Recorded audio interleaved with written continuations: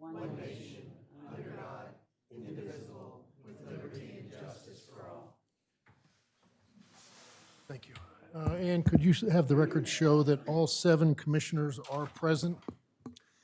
And before I actually get into the meat of the agenda, I just want to let everybody know in the audience that we have changed the way public participates in our meetings going forward.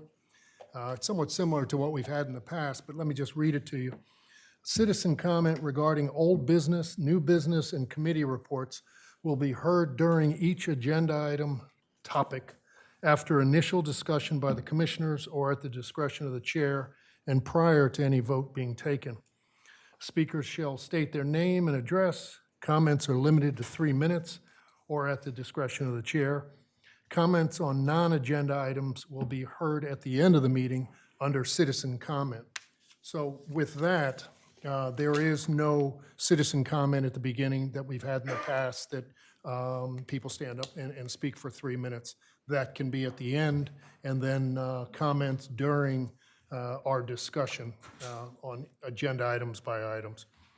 With that, I'm going to move right down and just correspondence. There is in your packets, as well as for the record, approximately 82 pages of correspondence, emails, letters regarding clear space, which is a subject of a discussion tonight, rental house and pool safety, which is a subject of discussion, as well as the agave license agreement ask.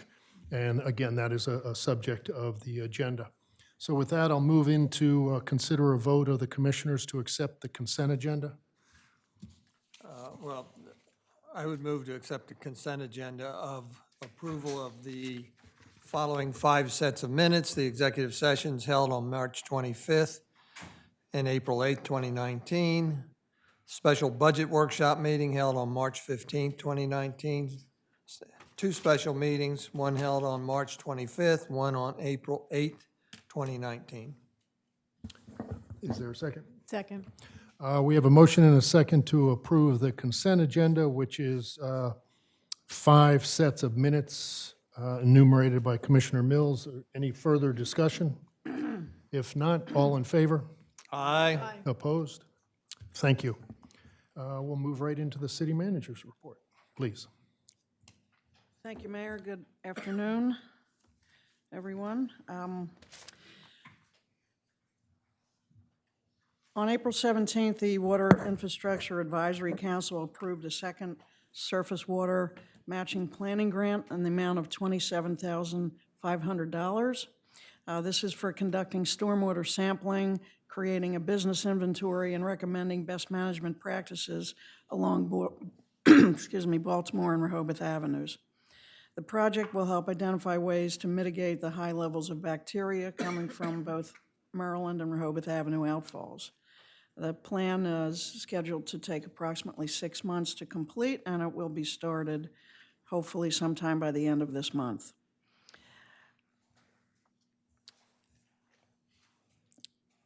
The city, along with its partner, the Rehoboth Art League, is now seeking submissions from experienced muralists to submit conceptual designs for a new coastal theme mural outside of the entry to the Rehoboth Beach Convention Center.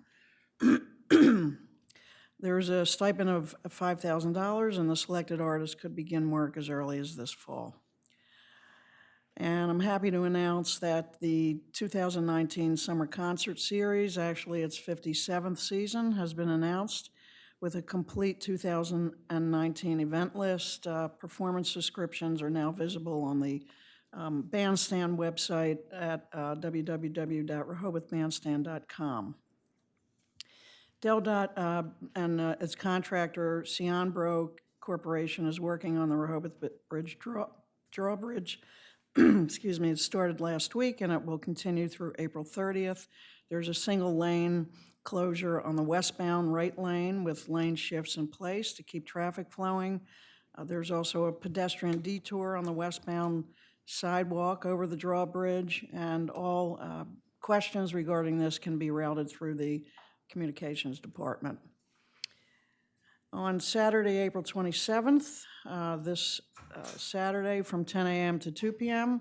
The Rehoboth Beach Police Department will once again partner with the Drug Enforcement Administration, DEA, for a National Drug Take-Back Initiative. It's an opportunity to give the public a chance to prevent pill abuse and theft by ridding their homes of potentially dangerous and expired prescriptions. The initiative addresses a vital public safety and health issue, and studies basically show that when pills are released for disposal, it's much better to remedy the situation for pill overdose. Also this Saturday, there'll be seasonal training the seasonal training officers will start their training. That's an annual event that occurs here at City Hall from the police department. A dedication ceremony of Steve Elkins Way is planned for Saturday, May 4th at 1:30, followed by a reception at Camp Rehoboth at 2 p.m. Commissioners voted in November to name the walkway connecting 2nd Street and the Convention Center in honor of Steve Elkins, who founded Camp Rehoboth. And as we know, as we all know, Steve passed away in March 2018 after a long battle with lymphoma. The Boardwalk restroom repairs and are underway. The Rehoboth Avenue restroom is closed for maintenance probably into early next week, and the Delaware Avenue restrooms are open. Baltimore Avenue restroom is also closed with work that continues for a couple of weeks. Grove Park restrooms are open, and workers are presently cleaning the outside of the building this week. The 2nd Street water tower was completed, the cleaning of it was completed last weekend. I think it looks great. And the Lincoln Water Street tower painting has also been completed. The contractor for the Lincoln Street water tower is now sandblasting the inside of the pedestal underneath the tank. And we have a street aid expenditure in the amount of $9,242.70 to Delmarva Power for streetlights. Move to approve. Second. We have a motion and a second to approve street aid expenditures of $9,242.70. Any further discussion? If not, all in favor? Aye. Opposed? Thank you.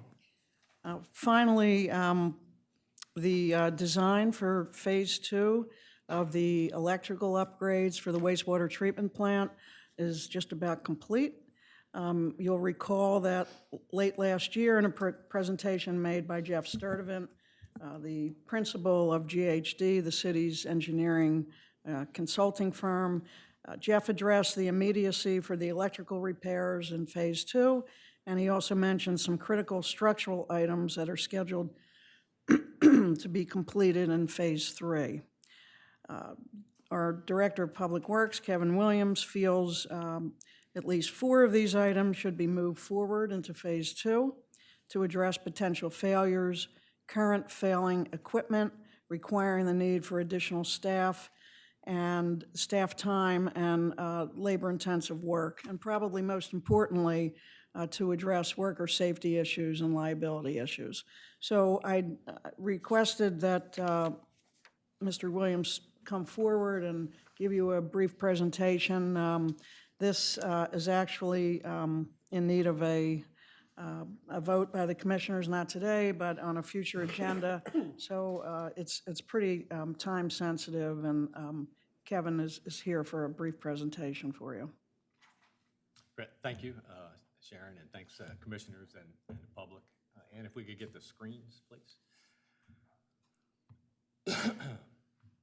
So we are at an opportune time now to make a decision on what we need to do with Phase 2. The design is about 95% complete, so it'll be ready to go on the street this summer.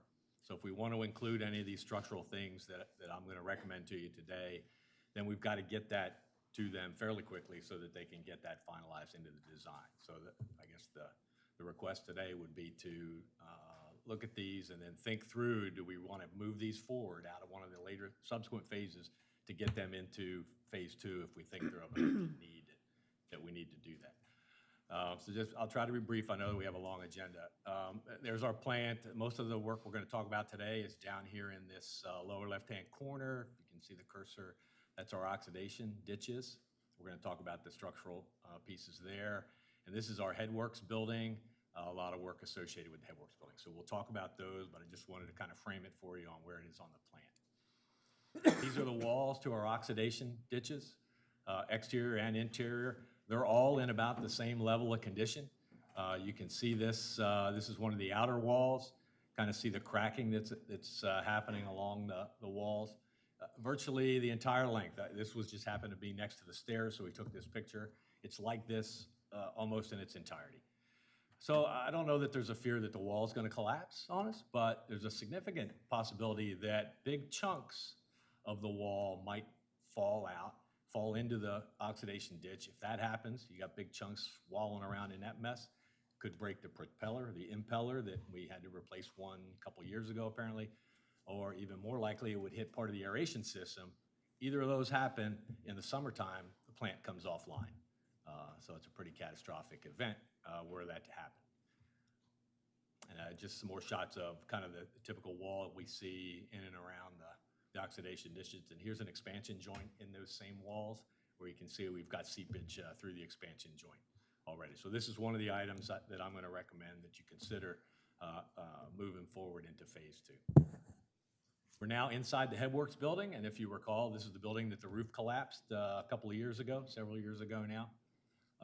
So we know it wasn't in very good shape.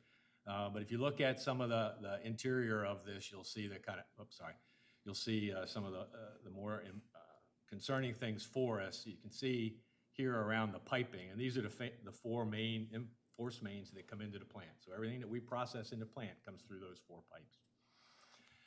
It's on the 2nd story of the building, comes in through the bottom, goes up to the top, and then is kind of gravity fed throughout the rest of the system. You can see it's pretty appalling, the condition that has become. The hydrogen sulfide gases released by the sewer just is tough on concrete and tough on steel.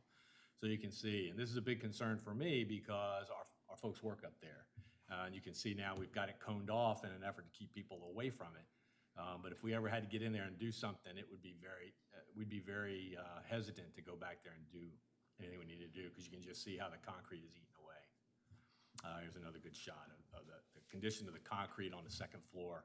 And this is indicative, this is the worst spot in the building, but it's indicative of some other areas that we have the same type of thing happening in that headworks building, just because of what that building does for us.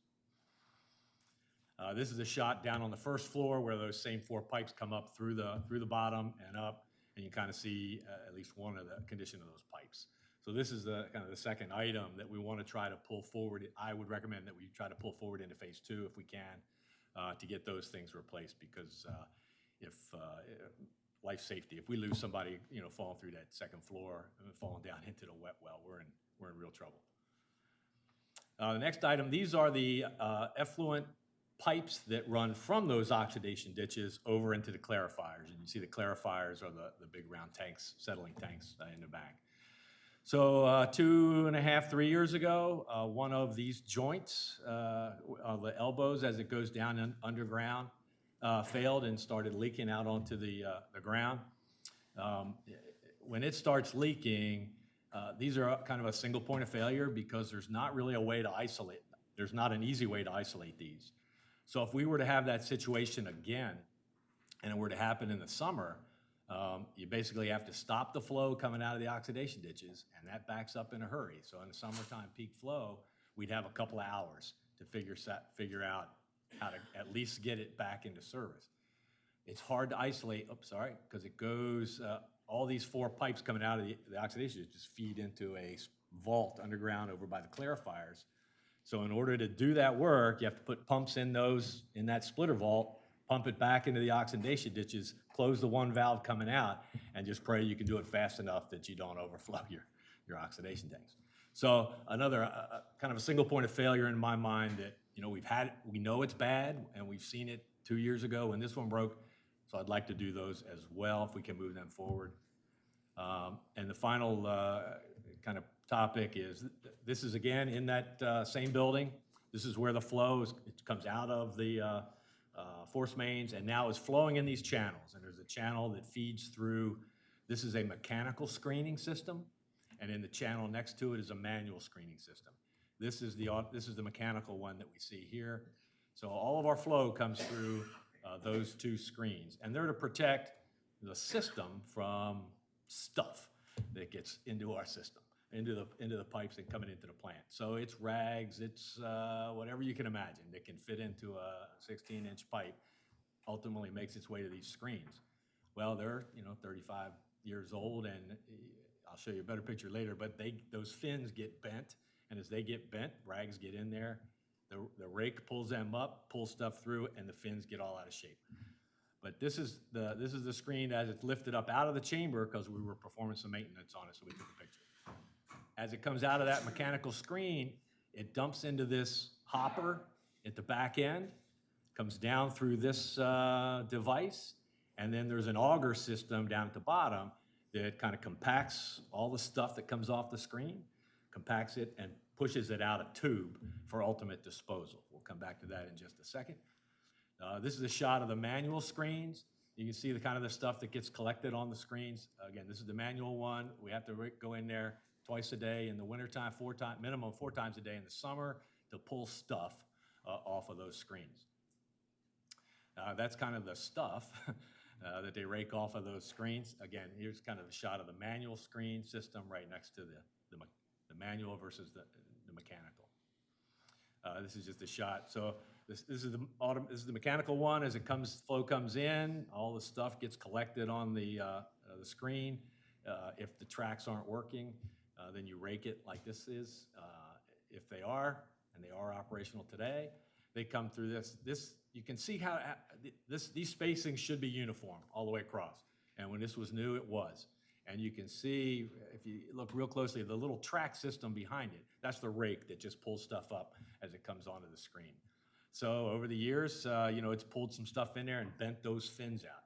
So we manually have to go in there with a crowbar, try to pry those back into alignment. Obviously, after many years of doing that, it's very likely that those fins break, fall off. So if that happens, then you get a beach towel, goes right into the system. And may not get picked up, which would cause damage to our system. So again, we're in a mechanical system coming up. Those are kind of the rake fins here that bring it up. It dumps it over into this hopper, down again, out through that auger system, and out through this pipe tube right here. So back in the day, it came out of the system, had a little bend, came out to the wall with a little bend, went through the wall, and deposited down into a dumpster down at the ground level on the outside of the building. So over the years, the auger system isn't quite as powerful as it needs to be or should be. So it no longer functioned that way. So as that would get clogged up, then the motor would burn out and we would lose the kind of that auger system. So over the last several years, they've cut the pipe. So now it comes out onto the floor. So instead of going kind of automated out into the dumpster for disposal, now it has to come out here on the floor. So after this junk comes out of the pipe, land on the floor, we manhandle that.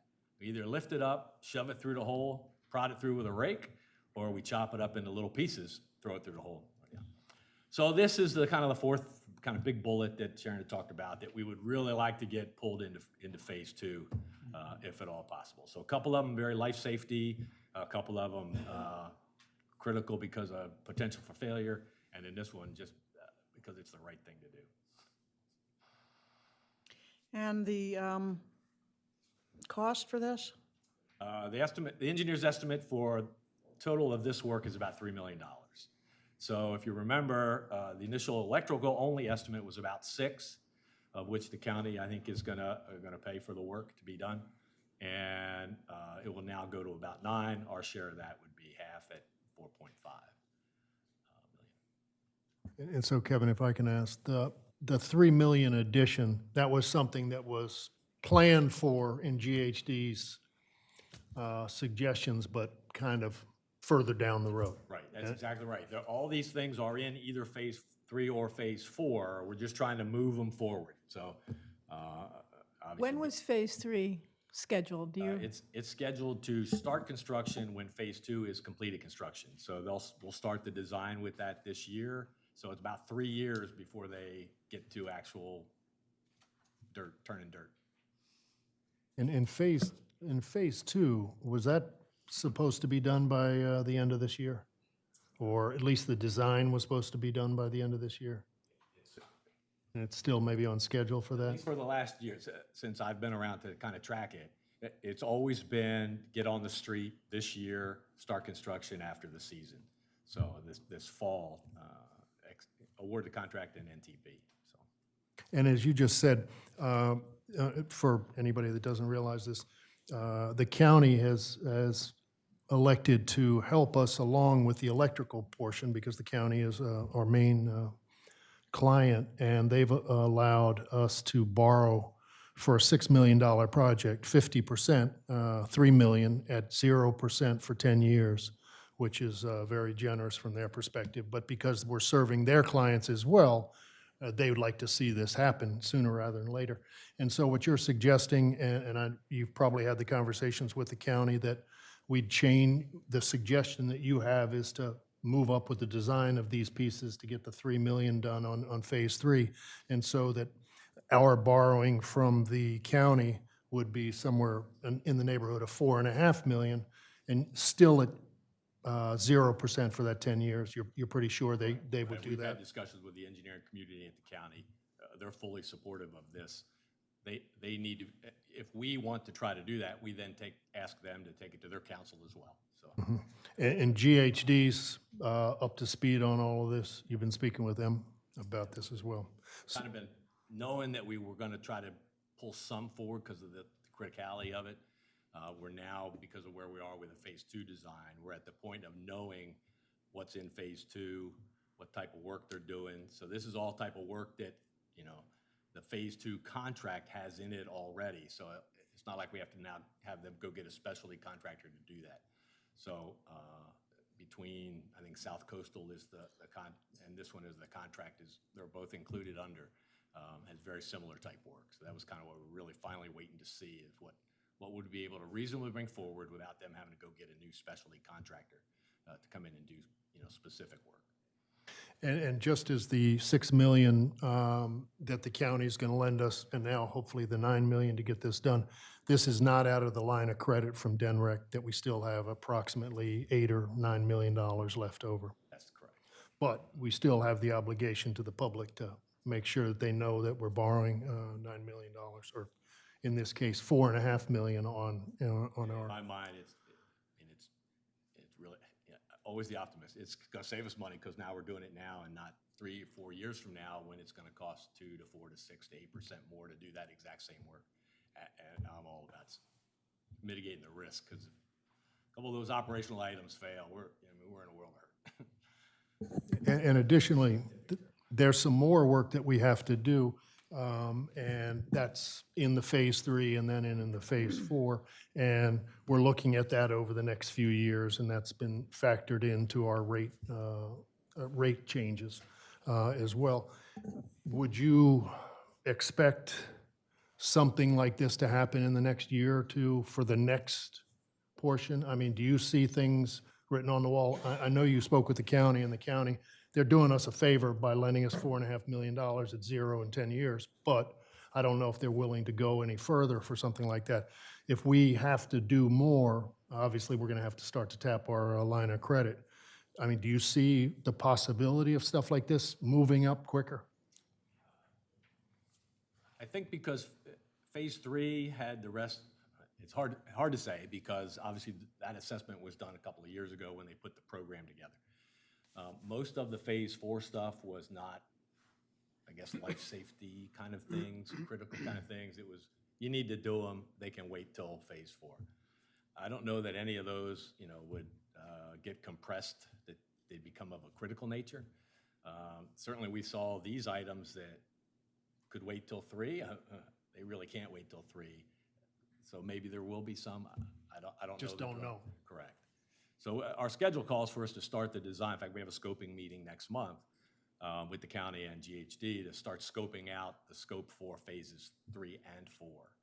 So we'll have a better idea on then as to what we, if anything, needs to bump forward from 4 into 3, if any. And so how quickly would you need us to make that decision to go from 6 to 9? I mean, obviously, we would have to take a so formal in vote. talking with the county, they would like to take it to their council meeting.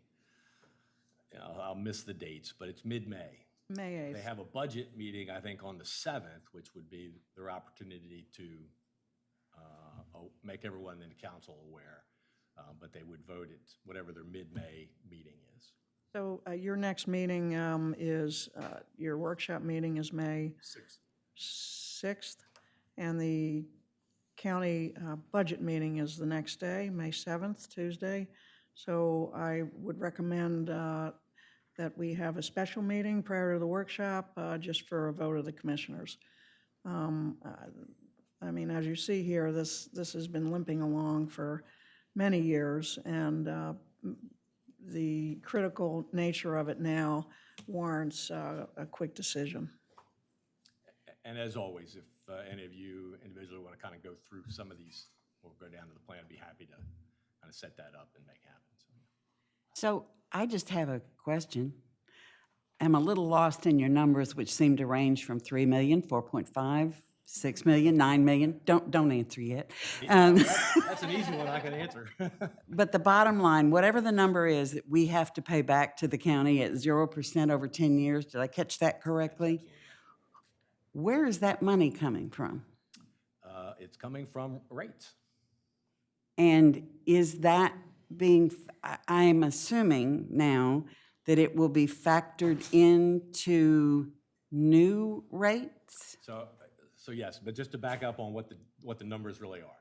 So original, just electrical was 6 million, electrical with the structural 9 million. So prior to today, or even today, our piece of that 6 million is 3 million. Our piece of the 9 would be 4.5. So Got that's it. the difference between the Okay. 3, 4.5, 6, and 9. And what was the second part of the question? Oh, the rates. So exactly right. So right now, it's in that amount of money, or probably a little bit more, is in the phase 3 and 4 numbers that we've been working with the rate committee.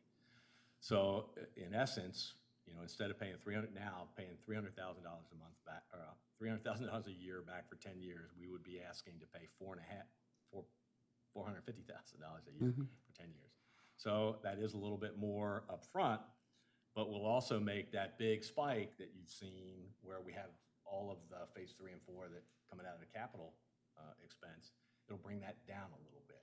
So it may cause a little up on that first couple of rates, but it'll bring that middle rate at 3 or 4 years out, it'll bring it down a little bit. Because the same amount of money. We're under phase 3, we're borrowing it from the state and paying 2-something% interest on it. And this, we're borrowing it from the county and not paying interest on it. So the simple bottom line is that the ratepayers, although they would pay that 3 or 4 years out, they will have to begin to pay that now. Correct, because we're factoring that into our rate study group, the work we're doing now. Okay, so that will be the continuing presentation of the rate study group. Right, and we can show you exactly the difference. Got it. Thank you. So the And if you'd original, like, I'm sorry, if you'd like to Yeah. see that before you make up your minds, we can show you where we are, because we're pretty far along on the wastewater side of the house. So we can show you what the impact between, that 3 million now versus that 3 million out of capital 4 or 5 years from now. Okay. We can show you that. I think the more transparent we are on what's going on with the cost versus the risk, Right. which is a bit unsettling to me. Same here. Yeah. Okay. so the original amount approved for all the ocean outflow and wastewater improvements was 52 million. That was what was voted on. That's what our ceiling is. And we were at, I don't know, 42 or something like that recently. Are we still tracking to be under that 52, over that 50? Like, how does this play into those forecasts? Right, so as I understand it, phases 1, 2, 3, and 4, plus the outfall, was more than the 52 million. So we've got $52 million worth of borrowing capacity, basically enough to get us through phase outfall and phases 1, 2, and 3.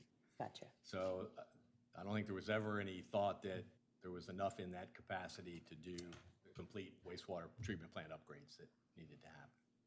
So is this still within the original phase 1, 2, 3 estimates, what you're talking about? You're just moving it Two actually forward? came- The engineer estimate versus the, the planning estimate came out really well. I mean, it's a little under 6, and we've kind of been thinking 6 all along.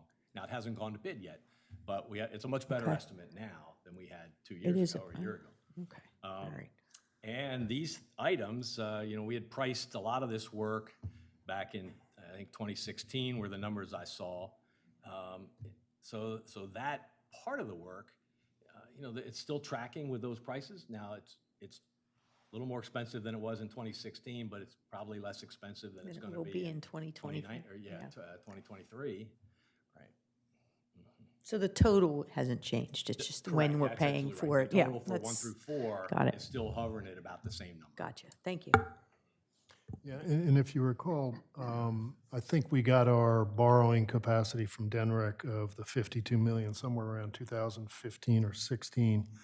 And at that time, as we were getting close to starting construction, GHD came in and talked about more work, extending a little bit of phase 4. And so that the total with the outfall, all the stuff worked down at the plant was going to be in the neighborhood of 60 plus. And so that's kind of, I think, what we're still looking at. And I think, Tony, to your questions about the rates, the initial factor of 60% on wastewater that our outside consultants came is looking at the next 10, 12 years and all of that construction. Not only the 52 million that we can borrow technically, but all of the construction. So as Kevin mentioned, if we're going to do a 3 million now rather than 2 or 3 years, we're going to save on the cost because it's cheaper now. But if we're borrowing it from the county, we're saving 2.5% or 2 3/8% from the federal government.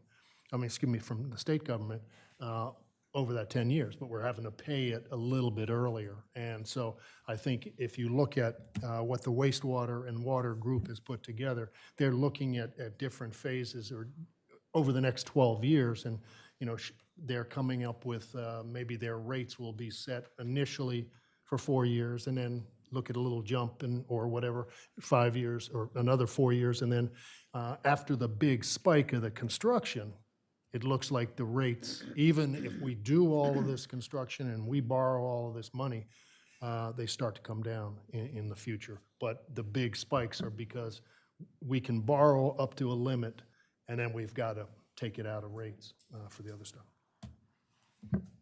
I have one last question for me, and I hate to put you on the spot by this. As long as it's not about a rain garden. It isn't. However, when you use terminology like we might have to just pray if we have a failure of something, what I really wanted to tease out of that is since these repairs will not start immediately, I think at least fall, so we have to make it through the summer. Is there anything that well, how do I ask this? Is there first of all a catastrophic failure plan, and does anything that we've just seen really alarm you? Yes. Oh, It keeps me awake at night. okay. It really does. Because in my mind, the easiest thing that could happen that could really take us offline is a big chunk of that concrete fall into Right. the oxidation ditch.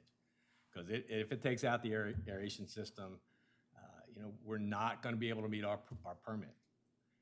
It's got to go somewhere, and it's going to go somewhere, Right. but we're going to be in violation of a permit, which no one wants to do. So there's nothing you feel like we needed to do or we need to do on an emergency basis just to avert something like that?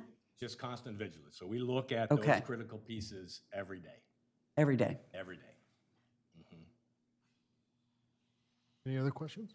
I could just add, as an aside, about 8 months ago, I got a very thorough tour of the entire plant, up and down, inside, outside, all over. And probably 20-plus times, I had to stop and do a double take as I saw these critical areas. Now, I didn't know what I was looking at.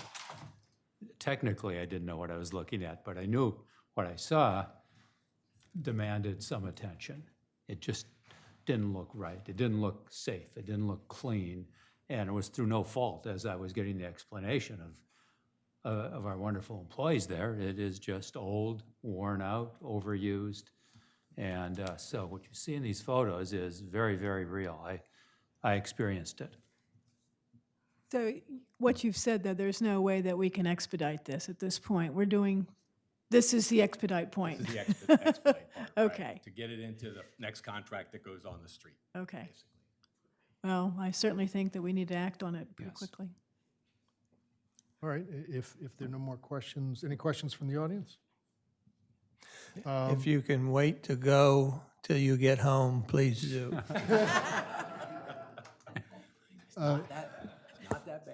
If there are no more, Bad, but it's not that bad. That bad.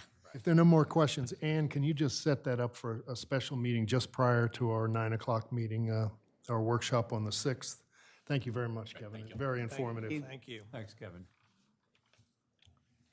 that all for your side? Yes, yes, thank you. All right, we're going to move right down to committee reports. City Solicitor, number 8. Yeah, solicitor, sorry. Thanks, Mayor. The only thing I wanted to mention is, and I think you all saw it, you dealt with the remnants of a tree appeal this morning. There's another one that's been filed at 103 Lakes. So the mayor and city manager and I will work together to schedule a time for that appeal hearing. That's all. Thank you. Move right down, departments, let's see, board commissioners. I think the next one would be the planning commission, and I think David Mellon is here. And again, we've got a long agenda. If you can be brief, I know you're going to talk about your suggestion to the commissioners as well as your report. Just a question, Paul. Do you want to cover the clear space issue now, or do you want to wait until you actually take up clear space? I would suggest that we wait till clear space so that anybody's asking questions, we prolong the discussion. as all That sounds comes fair. out. And do you want to hear anything about the new hotel? Yeah, if you could briefly tell us about the hotel right now, and then Okay. clear space later. I can do that. We had a sketch review at our last meeting for the proposed Bellhaven Hotel. Property is located at 2 Rehoboth Avenue, and I guess if you're reading the Cape Gazette or any of the local papers, you know that it's not a contiguous property. It's sort of a Z-shaped property that wanders between Rehoboth Avenue and Wilmington. And there's a block of property on the corner of Wilmington and the Boardwalk that is not part of the Bellhaven, but is part of the family, apparently, cousins. The proposed complex will be huge, pretty large. It will be both for hotel rooms, and even at our meeting, although it started out at 121 rooms, their initial design was for rooms that were about 165 or 175 square feet, which is small in terms of hotel rooms. And so even at the meeting, they let us know that they were reconsidering that design and basically had cut back to 100 rooms so that they could up the square footage to nominally in the 235 to 240 square feet, which is more upscale. They still propose to keep the 121 parking spaces as proposed. There will be, of course, commercial property in addition to a restaurant in the complex. I think one of there'll be the entrance to the hotel is proposed on Wilmington, but a walk-through entrance from Rehoboth Avenue, sort of a little bit like the Avenue did. They've tried to design within code. So what they presented us was fairly close to code. There may be some slight issues one way or the other, but they also have an ambition to do some things that they would like to do, like a ballroom or some additional space in the hotel, which obviously then exceeds existing FAR code. And so that was thrown out as a teaser. It's, I guess, more in the discussion phase at this point in time, and they'll come back and talk to us. One of the most interesting things that came out is that the group representing the block of property that does not belong to the Papa John family, but which is apparently cousins, for which apparently they've not talked closely over the years, actually was in the audience. And after a little bit of interchange, they basically said, gee, maybe we could work together. So, of course, that's, was offhand comments, but it might be that that entire block of property has some potential for being developed. We've asked them, I guess one of the critical things is to look at their proposed design relative to the expected rise of sea level. So much of the design depends upon having the parking garage below level. So we suggested that they better find out where the water table is and where the water table is likely to be when we have sea level rise, et cetera. So they're at the early stages. I would expect that we're going to have more sketch review discussions before they're ready to go to a site plan review. Good. So interesting. Any questions? Any questions? Sounds like a very exciting project. If any of you know, if you look at historic postcards and their drawings or their sketch drawings, they're trying to recreate as much as they can the historic hotel that used to be on that site prior to 1962 when the storm pretty much so wiped it out. So it's kind of exciting. But again, I think they're far away from final stuff. So thank you very much, David. Thank you, David. All right, move right down into committees. I'll go right down the line. If anybody, animal issues, anything? Yes, thanks, Paul. The Animal Issues Committee meets next week, April 30th at 2 p.m. I think the most significant item on our agenda is a continued discussion of a review of Chapter 88, the Animal Code. The work to date is embedded in the agenda. If you go on the city website, you can find entire Chapter 88 all marked up, lined out, and with additions. It's a continuing discussion that the Animal Issues Committee is having. The bottom line is our intent is to get the Animal Issues Code for the city of Rehoboth Beach up to date with contemporary language, and also to have it in line with some of the more recent state laws that have come out of the Office of Animal Welfare up in Dover. So you're more than welcome to attend and take a look at that beforehand if you have an interest, and we welcome your input. Thank you. Thank you, Dick. Bandstand, anything? Nothing this week, this month. Boardwalk Beach? Yeah, our next meeting's on Monday, May 13th, 9 to 11. We're actually going to conduct the meeting on the entirety of the boardwalk, starting in the south, heading north, and with stops at 3 public restrooms. That's all. All right, thank you. Law oversight, do you want to do anything, Wade, or I know you have a nomination for an appointment to your committee. You want to do that first, or do you want me to? You give your report and then we Okay, can well, it's take. not too much to tell you. The Law Oversight Committee is going to meet on next Wednesday, May the 1st. We're going to do what I will call the second phase of our study of provisions of the tree ordinance. We dealt with about 10 to 12 of those issues at our April 3rd meeting. I'm hoping there's about 20 plus provisions that remain to be examined. Some of them, we've got draft documents on quite a few of them. But again, for Commissioner Coluzzi, I'm still shooting for July. I'm not including the definitions provision. That's probably going to be a time-consuming effort, but that's kind of where we are at the moment. Okay, great.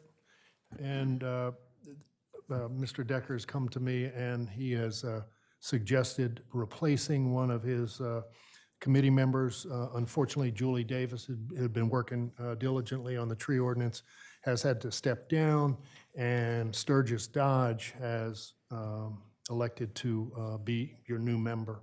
Yes. For that. And so typically, if we could get a motion and a second to approve Sturgis Dodge as the new member of the Law Oversight Committee. I move Sturgis Dodge become a member of the Law Oversight Committee, effective immediately upon our vote. Thank you. Second. We have a motion and a second to approve Sturgis Dodd as a new member of the Law Oversight Committee to replace Julie Davis. Any further discussion? Just to be clear, so the record's clear, that Sturgis will fill out the remaining term Yes. of Ms. Davis. Okay. Do we have membership application on Sturgis? Are we maintaining that program? Yeah. Okay. Any questions from the public? If not, all in favor? Aye. Opposed? Thank you. Thank you. Thank you. Hoyt? Let's see, go down the list. Mayor Advisory on Trees? Yes, Arbor Day is officially Friday, the 26th, day after tomorrow. Rehoboth Beach will celebrate Arbor Day on Monday, April 29th at 10:30 at the school, Rehoboth Elementary School, by the greenhouse. There will already be a pre-planted specimen tree, and there will be remarks from the mayor. Proclamation will be read. So if anyone can join us, 10:30, Rehoboth Elementary School by the greenhouse. Thank you. Thank you. Parking, they asked for nothing. Streets asked for nothing. Oh, sorry. Oh, I'm sorry. I apologize. I didn't hear from Linda. I apologize. Please, go ahead. But it does. Your name and your Mark address. Saunders, I'm here for the Parking Committee, Parking Advisory Committee. However, it does pertain to clear space, so if you'd like me to wait till the end, I'd be happy to do that. Would that be better? That may be a We'll bit. do that. Thank you very Thank you, much. Mark. Streets and Transportation, is anybody in the audience for them? Okay, great. We're going to move right on. Let's see, Carol is not here today. Main Street, I don't see anybody. No. Nobody. We're going to move right into Old Business A, which is a further discussion of mixed use within the city of Rehoboth. Pat? Okay, thank you. So I have contacted the chair of the Planning Commission about mixed use, wanting to make sure that we connect. And I have some ideas that I'd like to bounce off of them, and certainly like to hear what they have to say. So I intend to send ideas to them in the coming weeks, and hopefully, I don't know when you plan to schedule a meeting about mixed use, but I know you said you'd let me know, so that'd be wonderful. One of the things I have done, though, is I've looked into incentives, the Delaware Downtown Development District designation. They have good suggestions for incentives for mixed use, and some of them have to do with business license fee waivers, property tax abatements, those types of things, which I will include in my note to you all, as well as to the rest of the commissioners sitting up here. And that is really it for now. Okay. Any Thank you. comments? Sure. Okay, great. And you want to just continue to have that on workshop and regular meeting, or Well, I you want think to at let me this know? point, I should wait till I've connected with, So you'll let me know. and I'll we'll let you put something know on when for to put us back on. All right, great. Thank you very much. Mm-hmm. We're going to move into B, which is further discussion of the amendments to Chapter 230, Special Events Expressive Activity Ordinance. Glenn? Thank you, Mr. Mayor. So this has been revised a bit over the last time you saw it. We got some additional comments from the ACLU, Ryan Tackhooper at the ACLU. The major difference is, or really the only difference is over what you previously saw, that the definitions of expressive activity and special event have been slightly revised. Under the former one, we had appeals of any special event, or I'm sorry, expressive activity denials coming to the mayor for his review and consideration. There's a conversation among the commissioners and you directed me to see if there's a way that we could have those appeals go to the commissioners. It's been revised now so that the appeals will go to the commissioners unless the commissioners can't convene within 48 hours. If that happens, then the mayor will hear those appeals. The $50 fee for expressive activity has been deleted. And the final change is that the date of birth, being a requirement on the application, has been deleted for both the special event and the expressive activity applications. So those are the changes over the last one. The email from the ACLU basically says we're at a point now where there's no disagreement. It's minutia, to whatever extent there is, slight disagreement on. So we will not be visited by the ACLU if you choose to adopt this. And have the police reviewed this? Because this is generated initially, the special events ordinance from the police.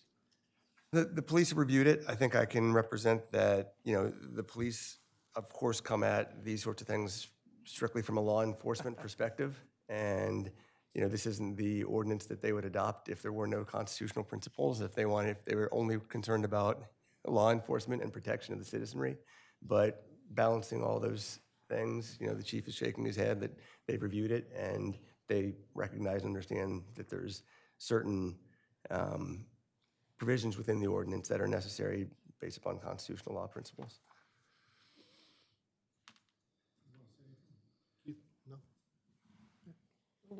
Is this ready for a vote, or? It's not on the agenda for a vote. I would think we'd have to discuss it and then vote on the May meeting. My main concern, as long as the ACLU gave us their stamp of approval, then I'm perfectly fine with it. Yeah, and I think from a time perspective, to let people see it, maybe we can get this up on the website. I know it's part of the packet. Get it on the website so the people outside this meeting can have an opportunity to see it. We can bring it up again at the next meeting at the workshop, just for a brief discussion if there's been any comments, and then put it on the regular May meeting for a vote. We're having a special meeting, I think, before the next workshop to vote on what Kevin briefed. Can we actually put this on the agenda then to consider voting on it? I think the sooner the better on this one, so that's my suggestion. I would agree with that. Everybody Yeah. okay with that? Yep. All right. Okay, and you have a comment, Mayor, when you get a chance. I don't know if it's Can you time put yet. that on the special meeting? So I guess we probably should set that maybe for 8:30. And then 9 and 9:30. It's up to you. Okay, that'll be great. Yeah, I don't know. Any other questions or comments from the commissioners? There's one, please.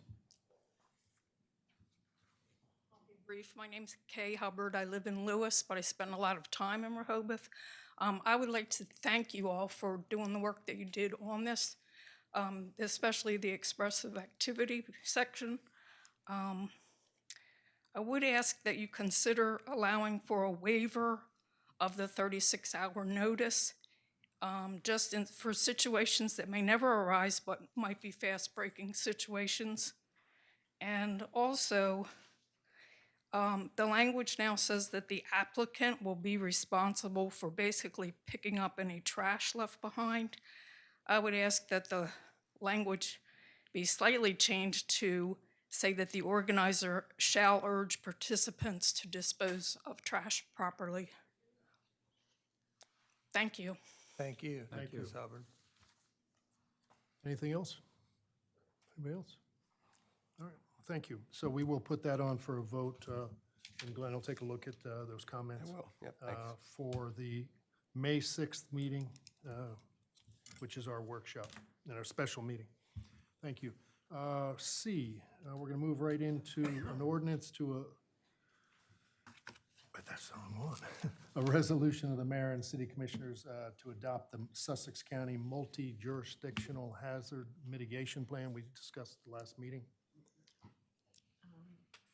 Evan, you want to give us a brief?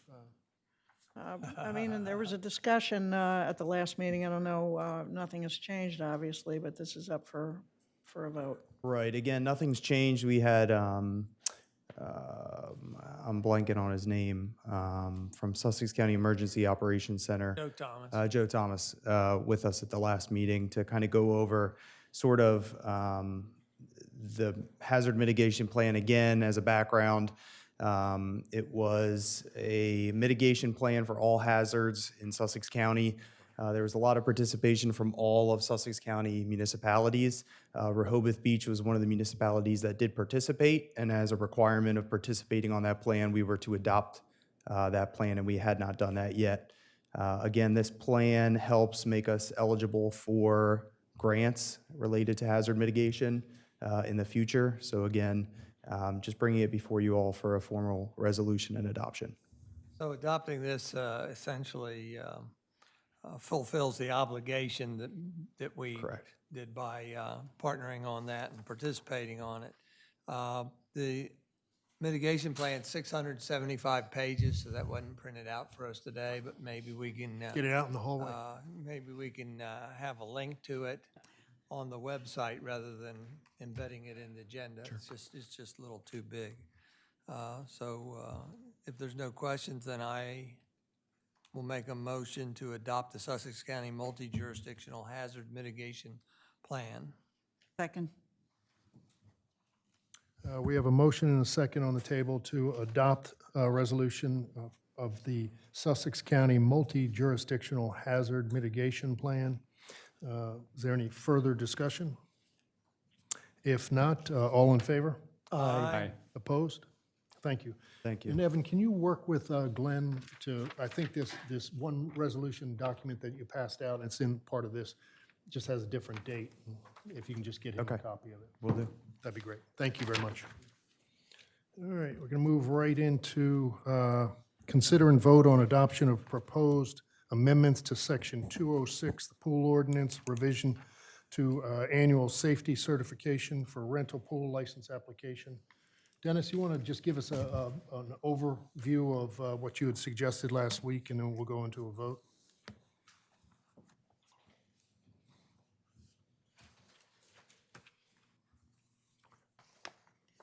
Okay, after the previous meeting workshop, we discussed it, had some people had some issues, concerns with the pools not being inspected at all and relying just on the self-certification. So what I've done is gone back and did a little research and changed what I thought might be in the best interest of everyone, and just made it that we will inspect the pools within a 3-year time frame. So we'll inspect every pool within 3 years, every 3 years. So that's what I changed.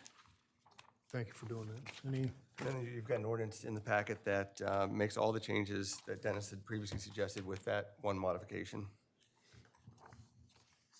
Well, I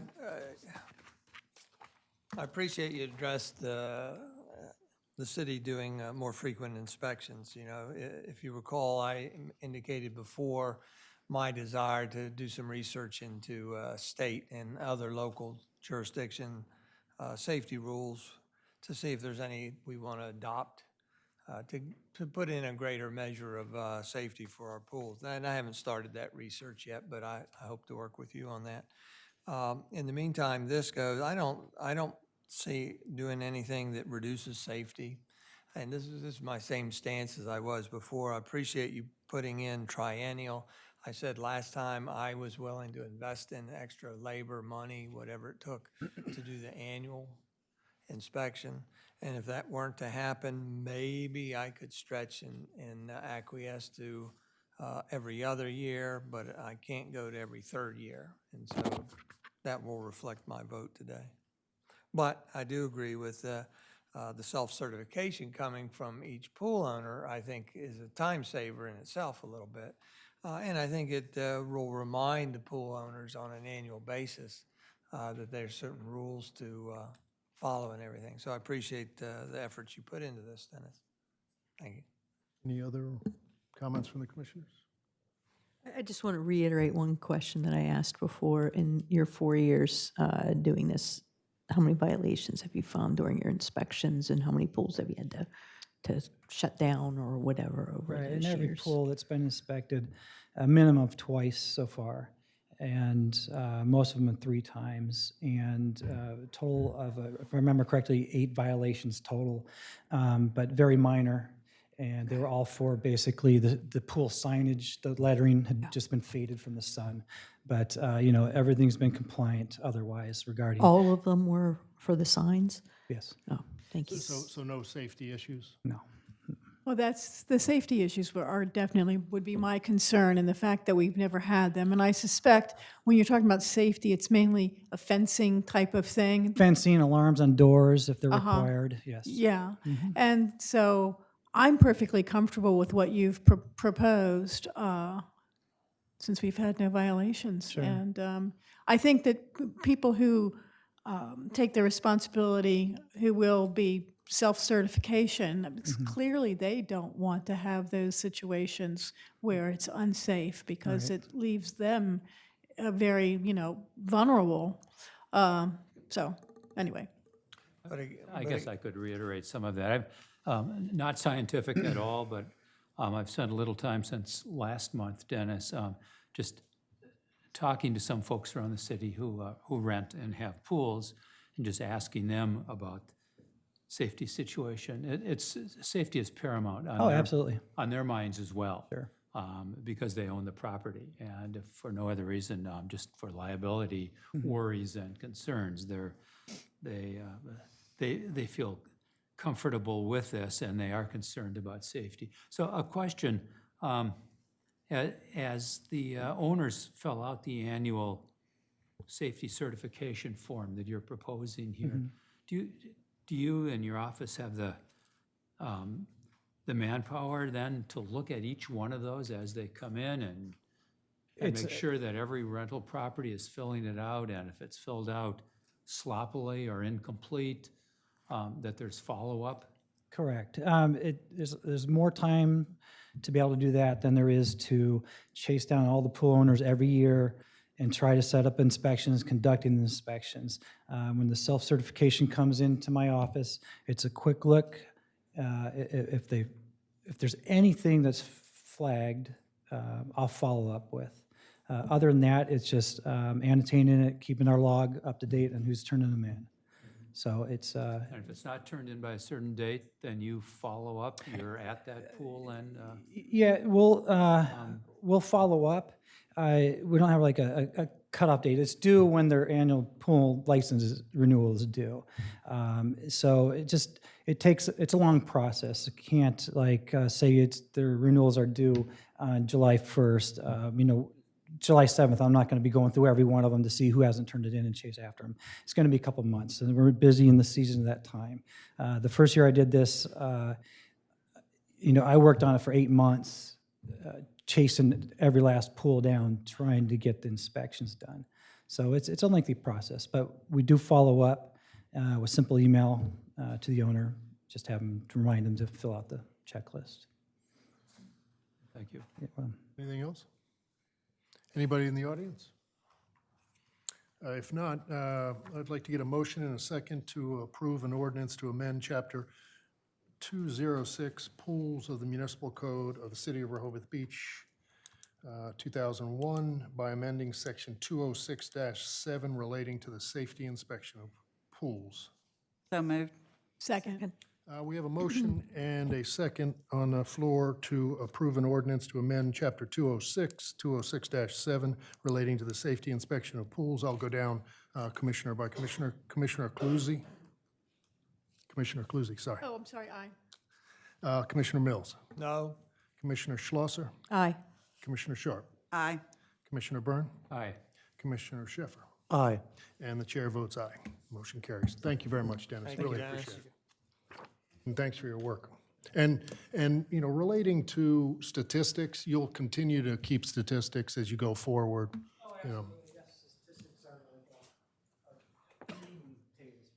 That's what I figured. Great. Thank you very much, Dennis. Thank you, Dennis.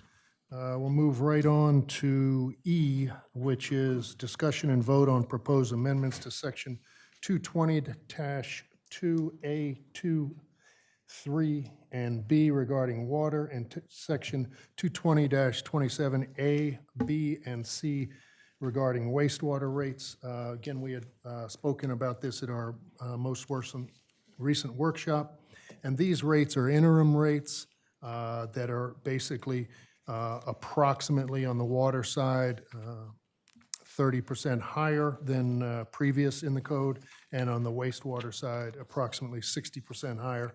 And again, these are the interim rates that we will have put into the budget as of April 1, and it'll be on the 1-inch meters. I think it hits their bills in July, but 1.5 and larger meters, it hits as of May 1st. And anything you want to? The only thing I should mention is that at the workshop meeting, I think it was Mr. Glass who raised a question about the peak use surcharge rates, and those have been corrected. They're at lines 31 and 65. That's what you had asked me about during the meeting. Yeah. Thank you. Any other? My only comment is I'm a little bit unsure of the administrative burden for putting interim rates in now and then putting in different rates in whenever this work group's done with their study. And I just clarified this for my own purposes, but you know, the bills for first quarter don't even go out until July. So you're not going to collect revenue that's going to support some of these, except from, you know, the small number of the larger, you know, maybe it's not small, the larger ones. So, I mean, you have to reprogram the system, let people know, and then you got to do it again in maybe like a month or two. So I'm still not clear why we're rushing through to get interim rates when billing doesn't even go out until July, and there's going to be changes based on, most likely there's going to be changes based on the work group. So it's just, I just want to understand that a little more. It just seems like a very cumbersome administrative process, you know, based on changes to our systems, based on training of our employees, based on notification to our, you know, our payers to this, you know, our citizens. So I just kind of want to understand that. It seems like something, it doesn't really make sense to do interim rates. I just don't understand. Yeah, so the correspondence and has already been sent to the water customers, both in and out of the city. The budget, 2019, 2020, this current budget cycle that we're in, the budget was prepared using those increases based on a first quarter billing cycle. And administratively, now that we're in the MUNIS system, it's an easy task to adjust and readjust the numbers. And But relative to the budget, I just want to understand, the billing isn't even done until July. The So you're not even going to billing, collect the revenue until July, There are correct? approximately 200 to 400 outside customers that are that billed have monthly. 1.5 to 4-inch meters, as Okay. well as the water. That are billed 1.5 monthly. on a monthly on a basis, monthly yes. I basis got you. That start May 1st. I understand. All the commercial accounts. Okay. Oh, and there's that many. Okay. All right, that helps. Thank you. Any other further questions? Anybody from the audience? If not, if I can get a motion and a second to approve an ordinance to amend Chapter 220 of the Municipal Code of the City of Rehoboth Beach by amending Sections 220-2 and 220-27 related to water and sewer rates. So moved. Second. We have a motion and a second to approve an ordinance to amend Chapter 220, amending Sections 220-2, 220-27 relating to water and sewer. If there are no other questions, we'll go down the list. Commissioner Mills. Aye. Commissioner Schlosser. Aye. Commissioner Sharp. Aye. Commissioner Byrne. Aye. Commissioner Sheffer. Aye. Commissioner Calusi. Aye. And the chair votes aye. Thank you very much. The next is F, which is further discussion on a draft ordinance. I am going to postpone this till the future, just so everybody knows. We'll put that on the next workshop. We can to put it on the further next discuss, and workshop, maybe sure. we'll have some documents to look at and move forward on that. Thank you. And Now G, which is consideration and vote on a license agreement between the city and 232 Rehoboth Avenue LLC to license the encroachment of 2 dumpster enclosures and a propane cage in the right-of-way along the southern boundary of the property located at 230 Rehoboth Avenue. Glenn, I'll turn it to you. Are you participating in this one? No, I'm going to walk out. Okay, I thought we discussed that, I want to be sure. No. Okay, thanks. So, Yeah, thank you. I will. No, I understand. And so Commissioner Mills has the gavel. I'd like to give a quick explanation of how we got here, and maybe you can help me if you like. The history of this application for license agreement goes back to the permit of compliance application. This board heard a permit of compliance request on December 21st, 2018. At our Board of Commissioners' most recent meeting, we took up the separate topic of license agreements broadly. And the conclusions of those discussions up here were twofold. One was that public lands generally as a philosophy would not be used for zoning licenses. Licenses on public lands would not be used for zoning compliance. And also we concluded that timeliness for submittal of license applications is critical. In other words, not concurrent with a permit of compliance. We didn't think that that was appropriate. Notwithstanding that, Agave still requested to be on the agenda for a reason set out in a memo from David Hutt, a memorandum of March 13th. And so here we are today hearing it for a second time. The first time it was withdrawn by the applicant. And so now we're hearing it again. So what I'd like for the procedure to be is that if there's anyone representing the applicant, then we'd like to give him some time to come up here and talk. And then the Board of Commissioners would be able to talk and have a discussion afterwards. And after we're satisfied, then we would allow public discourse before we entertain an motion, if that's the direction we're going. Anything to add, Glenn? Yeah, I don't. I think that's a All good. right. I have a point of order on the background. I think it's a point of order on the background. Commissioner Mills, it actually extends a little further back. I think it was the December 21st meeting where the license agreement was brought up for the first time. We had a consensus among the commissioners that we felt we should go forward with the license agreement. However, Commissioner Mills, you wanted to actually see the complete license agreement before we did anything further. So I just kind of wanted to put that piece of background into this discussion as well. Well, Thank you. I would have said that was appropriate later on, but that's Okay. fine. Okay, That's thank fine. you. The easiest thing's a lectern, if you don't mind. And we do have your memorandum in front of us, Mr. Hutt, so you know. Thank you, Mr. Mills. Thank you, Commissioners, for hearing us again on this application this afternoon. For the record, my name is David Hutt. I'm an attorney with the law firm of Morris James. I represent the owner of the property located at 230 Rehoboth Avenue. Part of the ownership group is here with me this afternoon. And as you know from the discussions over the last several months, the property is under lease agreement for the construction and operation of an Agave location here in Rehoboth Beach. This afternoon, I'm here on behalf of the property owner and by extension, the tenant of the property to ask the commissioners to extend a license agreement for garbage, recycle, and propane areas in the alleyway immediately behind the building. In your packet is that the materials that you received, there is a draft license agreement. I think what was referenced a moment ago, that was being sought in the December meeting, as well as a site plan which shows the location of each of those discrete areas, the 3 areas where you would have garbage, recycle, and propane areas. Also in the packet is the memorandum that Mr. Mills just referenced regarding Agave's reliance upon the 1221 permit of compliance hearing and the discussion that occurred there. which, as we know, was talked about again at the commissioners' meeting in March.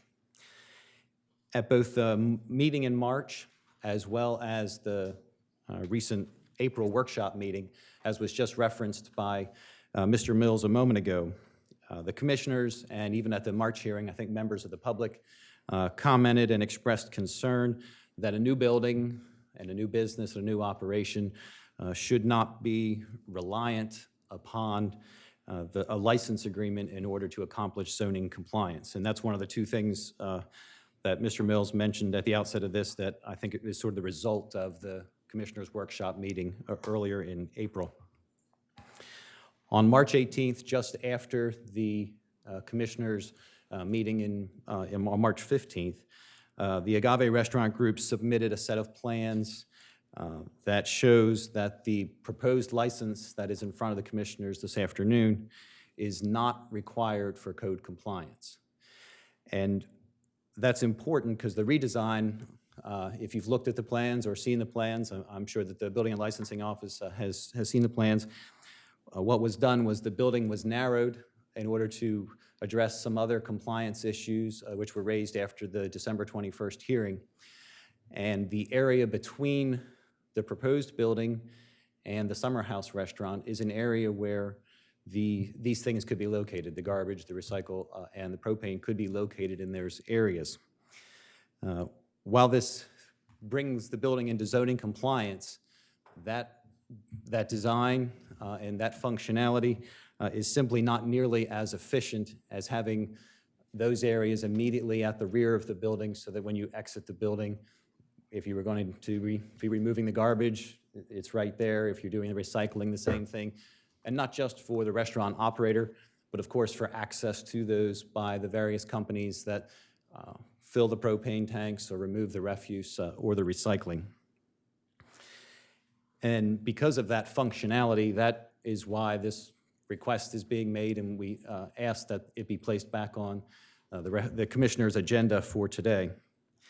I think two important things to remember, in addition that there's not a reliance anymore for code compliance with the plans, but two other important things to remember is that these three areas under the, as proposed and as set forth in the license agreement would be screened.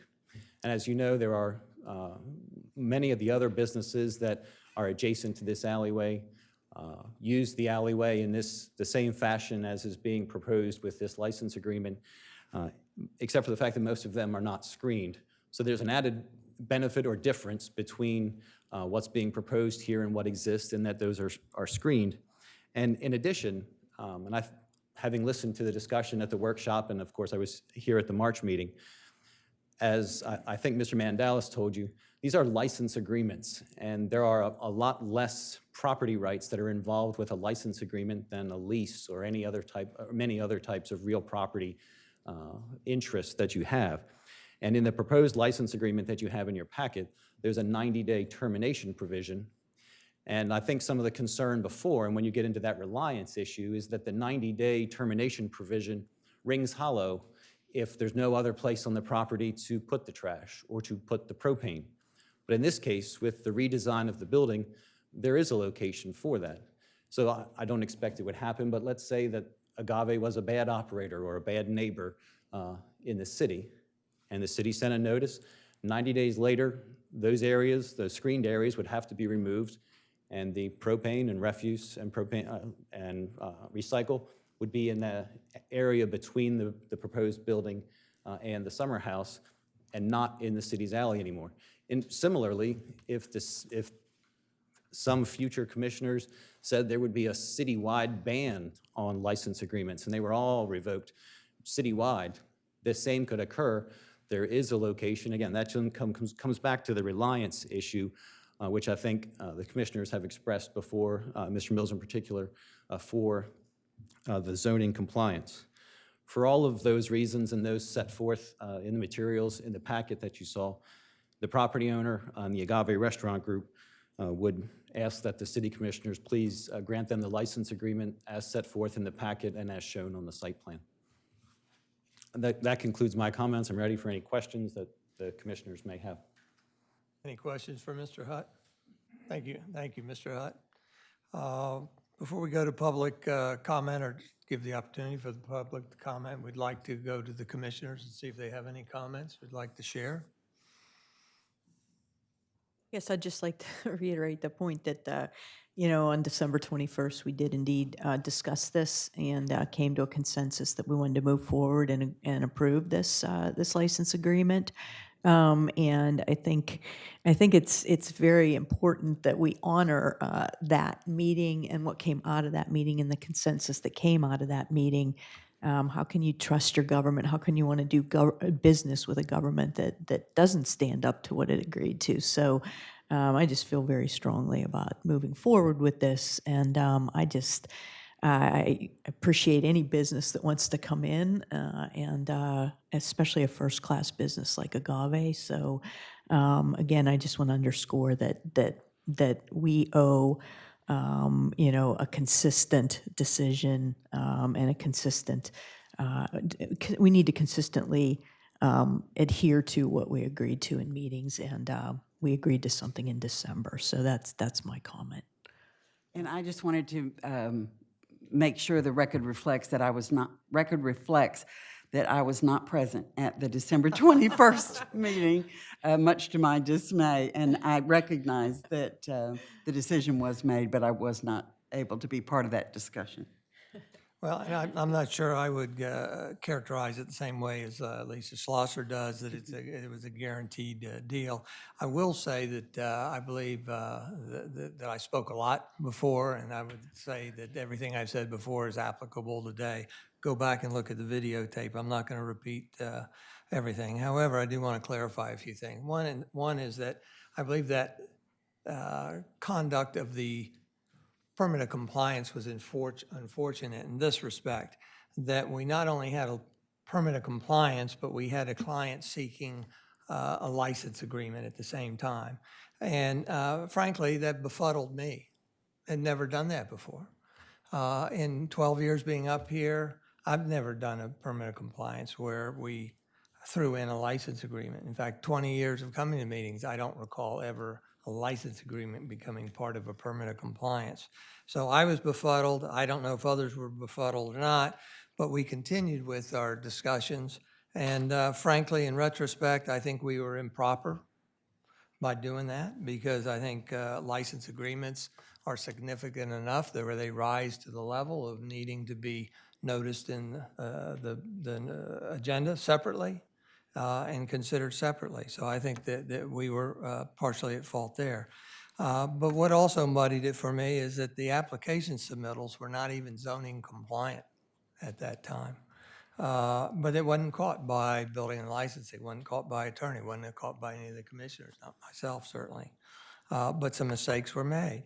If it were me, I would probably go back and nullify the permit of compliance and say we need to start over again. But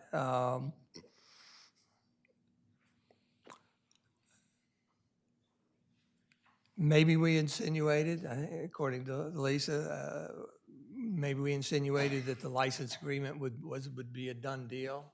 That certainly was not my intention, because that's the way why I brought it up, that we needed to have a separate meeting to formalize.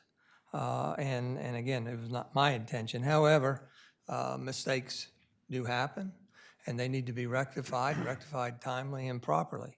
In fact, mistakes did happen. As I said, the application submittals were not zoning compliant. They were oversized. And what happened, the applicant remedied them. They changed some of the design to do that. Now, unfortunately, in my eye, they did also at that same time, while they were remedying the problems, they didn't take Commissioner Calusi's recommendation that they become compliant and put their trash bins and propane tanks on site. That seems to me it would have been the perfect time concurrently to do that. And then we find out later that they've already created a second plan. Now, we'll have to say that the second plan doesn't mean there can't be a third plan and a fourth plan. Just because what they designed, they says is not convenient, that doesn't mean that we have to live by it and grant a license. I would like to respond to a couple things at the last meeting. One was that somebody up here said that it's our job to make sure these things happen. And I'm not sure that's the way I would characterize it. You know, one of the things that I feel we need to do is make sure we apply the laws fairly to everybody, not give favor to anybody. And so, you know, when it comes to these, and that applies to applying a law, and then a little harder so when it's these subjective things that we have to do. But I think still, when we're subjective, we still need to be fair and apply our thinking evenly. Something else said at the last meeting was that we cannot undo somebody said we could undo the license. All we need is that 90 days. Now, Mr. Hutt mentioned that, and I'm not sure I agree with your characterization, Mr. Hutt's characterization, that we can't undo it. You know, daggone it, that depending on what we do, we don't know what floor plan they're going to take right now.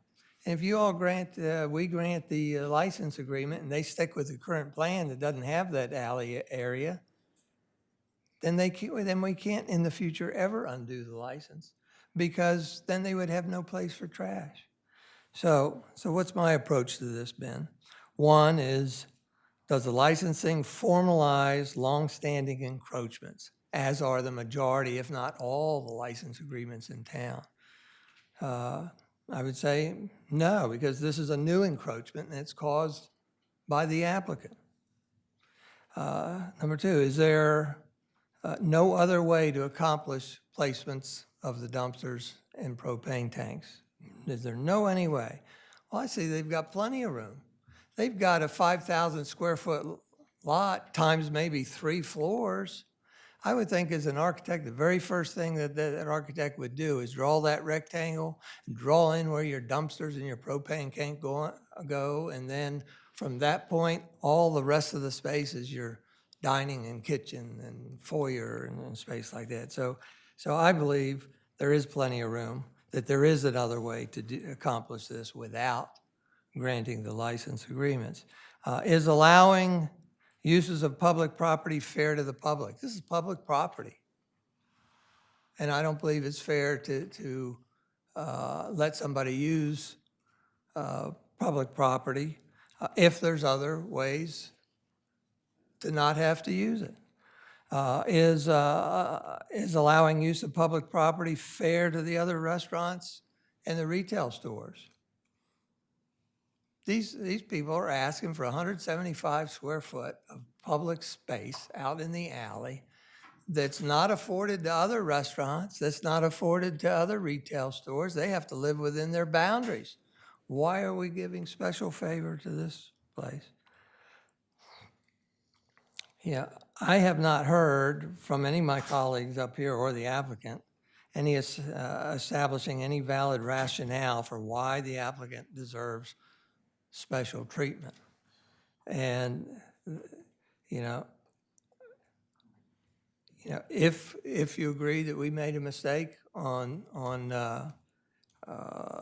even talking about license agreements at the permit of compliance, then I would ask that we don't compound the problem. You know, there's a planning philosophy, it's more applicable to land use, I guess, but that planning philosophy is that things should come into compliance or conformity at some time. You know, putting more dumpsters out on the street is not a solution for me. We should be going for less. The goal to eliminate them. And I don't believe in Mr. Hutt's letter that they have gained enough vested rights. And besides, I would still be hopeful that they would comply on their own. And I think that by submitting a second set of plans is a first start. But I think granting a license agreement for all these reasons is not the right thing to do. Thank you. Commissioner Mills, a couple there of any- comments yeah, that go I've ahead. got. Yes, Yeah, sir. at the December meeting, I was not befuddled because I didn't know enough, being relatively new up here, to be befuddled.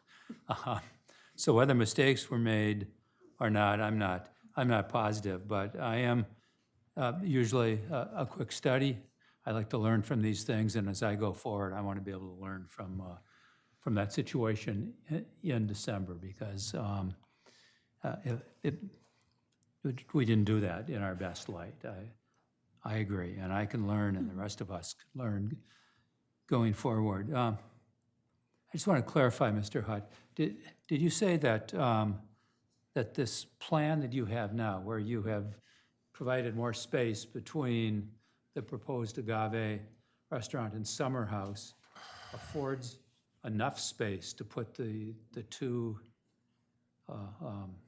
garbage containers and the propane into? Even, I think you said it was a functionality issue, wasn't as convenient, but there is going to be enough space there. That's correct, and I believe that Mr. Molina would have in the plans that were submitted, a set of plans showing those things in that location. Part of the, and that was part of the discussion that occurred in March, was that there not be that reliance for code compliance. Right. And so having that area means that it is not reliant, that this application is not reliant upon that for code compliance. Well, thank you and to your group for thinking of a next plan that would provide that kind of space, because I think there have been enough messages from us up here, particularly last month, that it would be in your best interest, and eventually the city's best interest, to provide that kind of space. So I thank you for doing that. And functionality, convenience are obviously important to the business. Our business up here, I think, is to think longer term about what's in the best interest of the city. And so I'm glad that you're thinking of that kind of space. I mean, that certainly is my strong preference, that's where the garbage containers and the propane would go in that space between the buildings and off of the public land.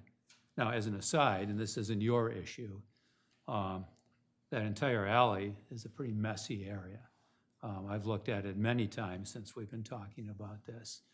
And indeed, some of the other restaurants up there are taking up a lot of public space. And I think that it does become our issue to start to think seriously about how we deal with that public space, how we help these establishments figure out how to better do what they're trying to do. So I just have to say that, because it's a glaring situation back there, I think, and it looks worse. Looked worse yesterday than it did 2 months ago when I really went through there and studied it. I don't know if it's the warmer weather or the spring or something, but it definitely needs some help. So thank you very much. Certainly, and I guess in two things I would say in response to that. First, these would be, as I mentioned in my opening comments, these areas would be screened, and so less objectionable than probably what currently exists there. And secondly, and this was mentioned during, I think, all of the times that this has been discussed, that area, as you just referenced a couple times, is not some pristine alleyway that this would be an unusual circumstance to find a dumpster or a recycle bin in that alleyway. It's that area, it's what predominates, I would say, that area. And so unfortunately, and that was part of the discussion, is that these things should be situational, and that's a situation where what's being requested is not unlike what currently exists, other than it will be better because it's screened. And I know that Mr. Mills and I disagree on this point. I think I said it at the March meeting, but he talks about the fairness. Well, the immediate competitors, use the most immediate competitor, the summer house, they use that area immediately behind their building. So arguably they gain an unfair advantage. And where that starts and stops, and I know that's where does the one street begin and one street end philosophical argument. And I don't intend, that's not my purpose. Mr. Mills is not to engage in that philosophical debate. We're just not going to agree on this, I'm sorry. And I understand that. But I just wanted to note that I think that there's two sides to that argument about who has what advantage or disadvantage. But thank you.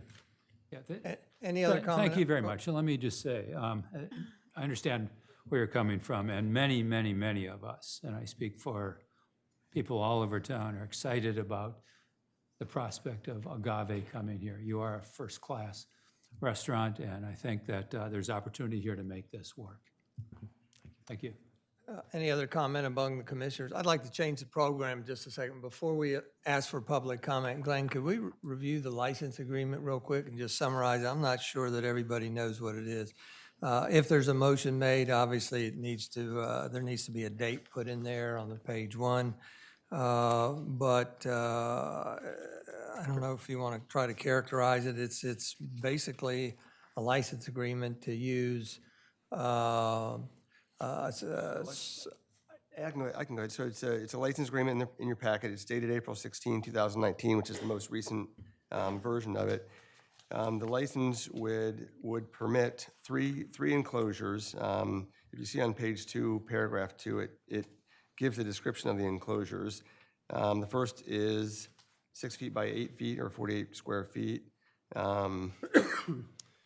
Let me just read that paragraph. I mean, that's good to have on the record. Licensor hereby grants to licensee permission to construct and maintain 2 dumpster enclosures made of materials suitable to licensor, and to construct a propane cage made of materials suitable to licensor on land owned by the licensor within the alley at the southeast corner of the licensee's property in a configuration that is 6 feet by 8 feet or 48 square feet for the first dumpster enclosure within the alley at the approximate center of the licensee's property in a configuration that is 6 feet by 11.5 feet or 69 square feet for the second dumpster location, the second dumpster enclosure, and within the alley at the southwest corner of the licensee's property in the configuration that is 6 feet by 10 feet or 60 square feet for the propane cage as depicted on a proposed conditions boundary survey plan from Broadpoint Construction dated April 5th, 2019, and that's attached to the license as Exhibit A.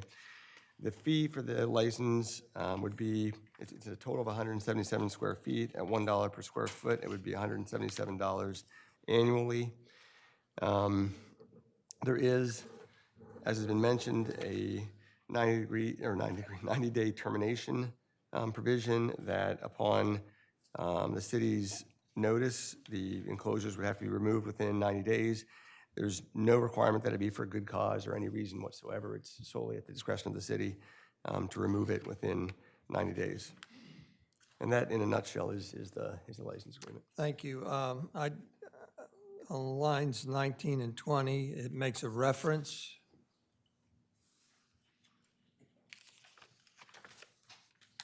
Lines 19, 20, it makes a reference to Exhibit A as proposed conditions boundary survey plan for Broadpoint Construction dated April 5th.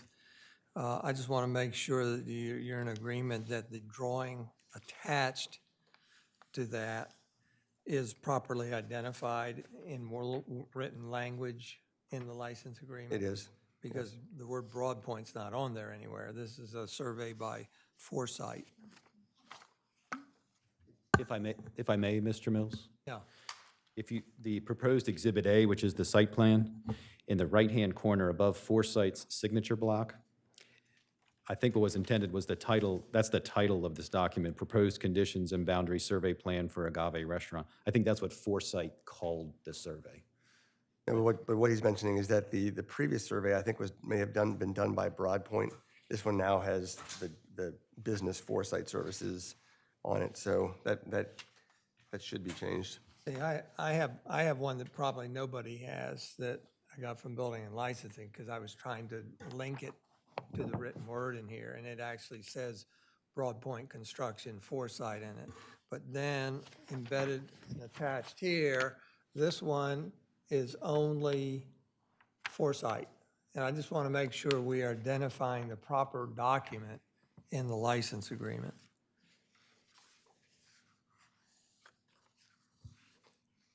It is dated April 5th, so it has the same date. But I think it would be more appropriate to identify Foresight Services within the license agreement. So it should say by Foresight Services, dated April 5th. After Broadpoint Construction. Proposed it could say- conditions boundary survey plan by Foresight. prepared by Foresight Services dated April 5th, 2019. Okay, so any motion, if there's a motion made, needs to contain that language. If there's no further discussion up here, then we'll open it to members of the public. Mr. Mills, if I may. Yes, sir, Mr. Hutt. The language that you wanted modified appears in several locations, so, and it's an easy word processing fix, but I would just want to let you know that that description of the survey does appear in several locations. Thank you, Mr. Hutt. Mr. Mellon, we're going to adhere to 3 minutes limits, which is the standard seconds. common thing. David Mellon, 105 Rodney Street. Glenn, you may want to reword your wording from alley. Technically, the zoning map shows the alley as being Wilmington Avenue. Okay, so it may look like an alley, but it's technically it technically is a street. Okay. Thanks. Anyone else? Walter?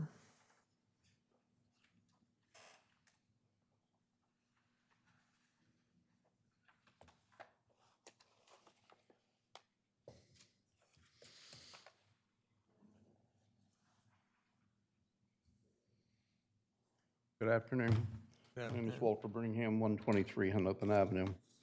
I wish to tell everyone I've never been to agave. I have nothing against agave.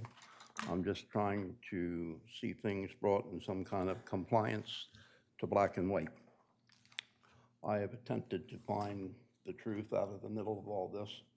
And as a fireman and I think a knowledgeable person, I've reasonably established that this place is 50 foot wide across the back. 29 foot of it is occupied according to the plan that came out in the agenda packet, which leaves 21 foot open for other places. And now, but breaking away, trying to keep within 3 minutes, and talking with Mr. Molina, there was 2 site plans submitted. One with the problem items, the dumpsters, shielding, trash, or whether it be trash or garbage, recycle, and the gas tanks. Just by accident, I have seen other places, and I'm not saying everybody has to do the same. I'm seeing an increase in the amount of grease dumpsters where they come up that they are rolling items. I don't know what the customer owner proposes to do. I think I read that this lease is not between Agave, but is this between the city and City of Rehoboth and the owner of the property? That's correct. It's the city and the owner. And is the owner of the property not Agave? It's not agave. That's correct. Thank you. So I don't know how you tie people together. And I bring another thing out of the written document, which is quite a few pages, very well written, that one of the things, if there is a problem, and I haven't figured out who, I just got that answer, that if there is a problem, it's up to 120 days that a person has to leave. So I just think I think it needs to go back in black and white. I think you've got to start complying with the law. I don't care what happened back in December, I do, but we should not be giving public land away for $177. And most important, there are 2 sets of, there have been plans submitted to the City of Rehoboth Building and Licensing, and there have been plans submitted to the Fire Marshal's office. I spoke with the Fire Marshal's office also, and they had not made a determination yet as to what was happening with the gas tanks and dumpsters. In some of that case, that was not of concern to them. They were to issue their comments based on what is submitted. And this alley, not the alley in the back, the thing on the side, if it's within the 50 foot, if it's outside, thank you, if it's within the 50 foot outside, it's also going to be in part of the area. And most important, and all I care about, is that the fire department, the people come by there, this is all going to have to be fireproof property, and neither the applicant nor the city of Rehoboth knows what the fire marshal's letter comes back. It's always consistent, it's always neat, it's always within the law. But if they come down here and proper provisions have not been made for the gas tanks is the main issue. They don't rule on the dumpsters, but if their dumpsters are within the building, if they're a fire hazard, they could come in and say, no, thank you, this is not permitted. I don't think the city of Rehoboth needs to be part of that. Thank you, Walter. Anybody else like to speak? Yes. Jay, if you don't mind, that one take a prettier picture of you too.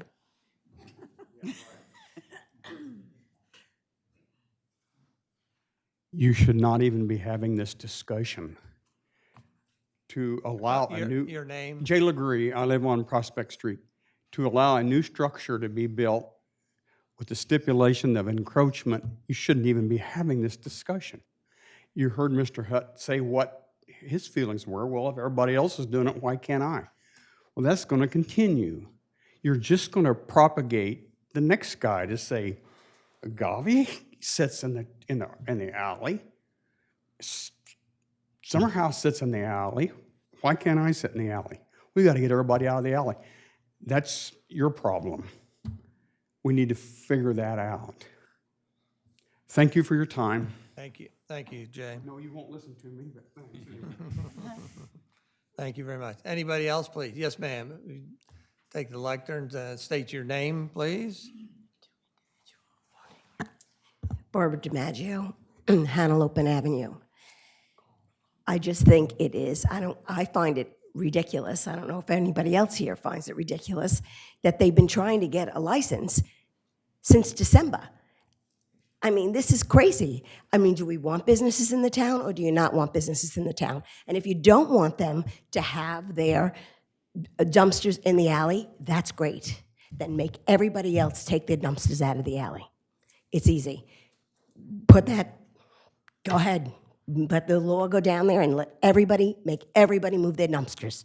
And then they can't have their dumpsters there either. But if everybody else's dumpsters there, then that's ridiculous. And it's ridiculous that we would wait from, it's a company like Agave. Are you kidding me? I mean, it's a very reputable restaurant. And we would be happy to have them come to Rehoboth. But for any place of business to wait from December to now to get a license, that's absolutely unacceptable. It's unacceptable. I mean, if I was a business, I wouldn't come. And then what happens to the town? We all leave because there'll be nothing here. That's my opinion, and take it for what it's worth. Thank you. Thanks, Thank you very much. Yes, sir. Can I speak on behalf of the public? You, up here? At the lectern, though, if you would. At the lectern. Hi, Chief. Hello, everyone. Well, we know who you are. You can't hide from that. No, you can't hide. So can I speak on behalf of myself as public, because it's not my application, as I just found out. Your name and. Mike Ferretti, Rehoboth Beach. First, I just wanted to say, for those of you all that were here last time, I got pretty emotional, and I want to apologize to each of you. And I was told not to apologize, but that's not who Mike Ferretti is. I don't think removing myself from the agenda, or Agave from the agenda last month, was wrong. The way I did it was wrong. So I wanted to come and apologize personally. I feel like over the last 6 months now, 5 months, I feel like Dorothy and the Wizard of Oz. I really do. And it's a shame. And it's about integrity. And ma'am, you said it right. We've done everything that you've asked us to do. And Mr. Mills, we've given Dom 2 sets of plans. We've taken the reliance right off. All I ask is something very simple. Grant us permission. If we're not good stewards, take it away from us, and then we'll move it down the alley. We've given every option. We're back at the door with our broom, our burnt broom in hand, saying we've done everything you all have asked us to do. And I don't understand. Even if you vote no, we're still compliant. It's okay. But how can you have the public's respect. You told us something, we did it. You told us to do something else, we did it. You told us to do something else, and we did it. There's no animosity. We can put the dumpsters on the side. They're gonna be those little totes that we all have at our house. And it's not gonna be pretty, and it's not gonna be the best solution for Rehoboth. And all we're asking for is, it's only, the dumpster is 4 lousy feet. 4 lousy feet. I need you at the microphone. 4 lousy feet. So, first and foremost, I came up to say I'm sorry. I hope you accept my apology. We'll never do that again. We all make mistakes, and I made one, so I hope you accept it. I'm sorry? 1 minute. Oh, okay. Well, I'm finished. I just want to say thank you. I hope that you all give us a favorable vote. You gave it to us on December 21st. We've done everything that we can do to get back, to make sure everyone's happy. And I think we've done everything that you folks have asked. So thank you very much, regardless, win, lose, or draw. Thank you. Anybody else? Yes, ma'am. Jennifer?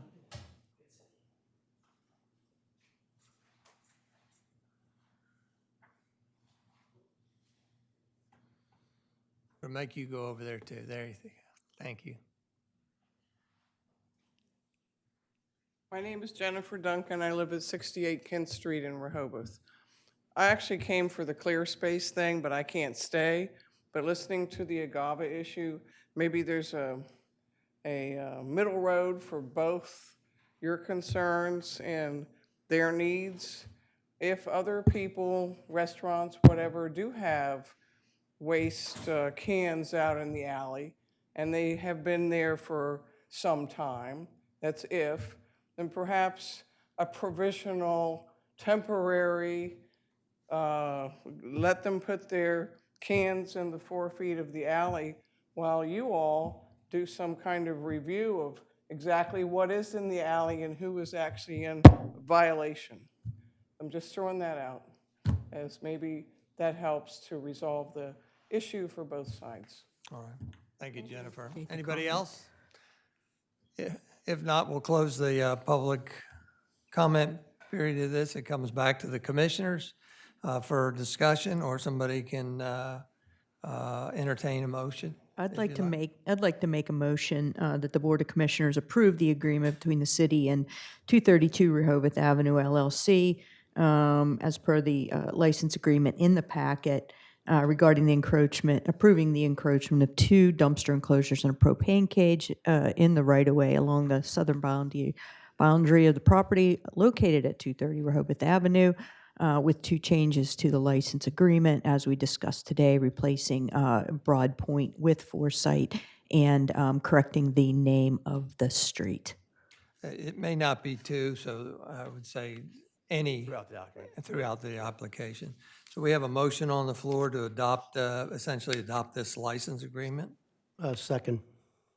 We have a motion on the floor and a second to adopt the license agreement that's before us. It's the draft version, April 16th, and made and entered into this day, the 24th day of April. Any discussion up here?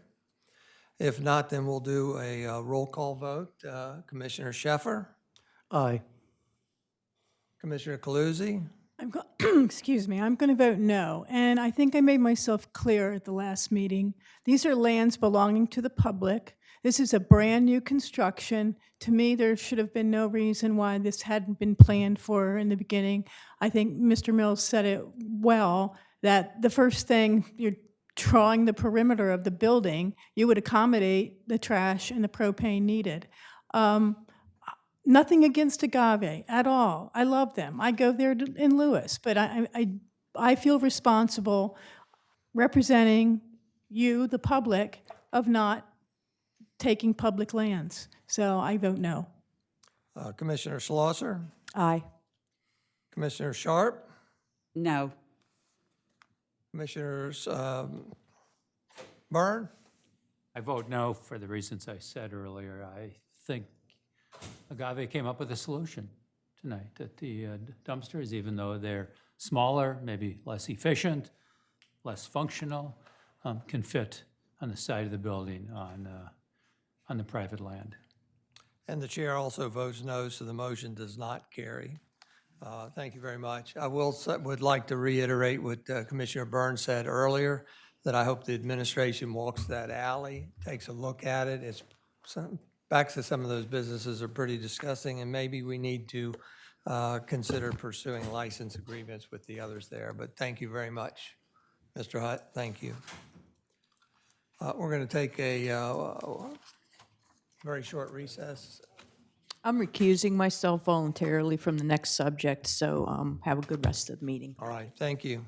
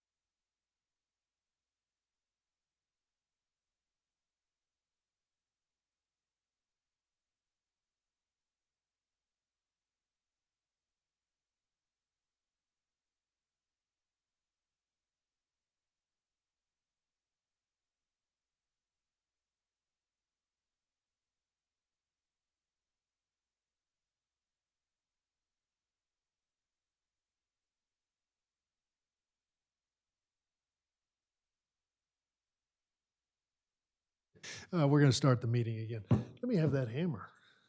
Oh, Don't make that noise. Thank you. I only had to use it once. Oh, there you go.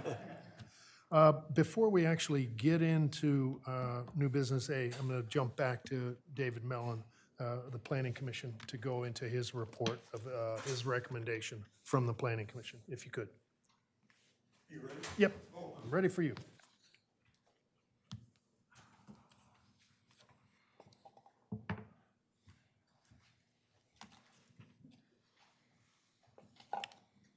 Good afternoon.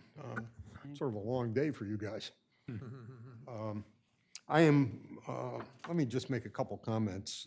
First, I'm assuming that everyone has read our report, so I don't think that there's probably not a need to read the report per se, but to maybe discuss some of the highlights of it and then basically ask questions of you. That would be great. Just an observation, listening for the last few hours, both comments from the podium and comments from the audience, there is a recurring theme that seems to be coming up again and again, and it's a complex one, and it's sort of troubling.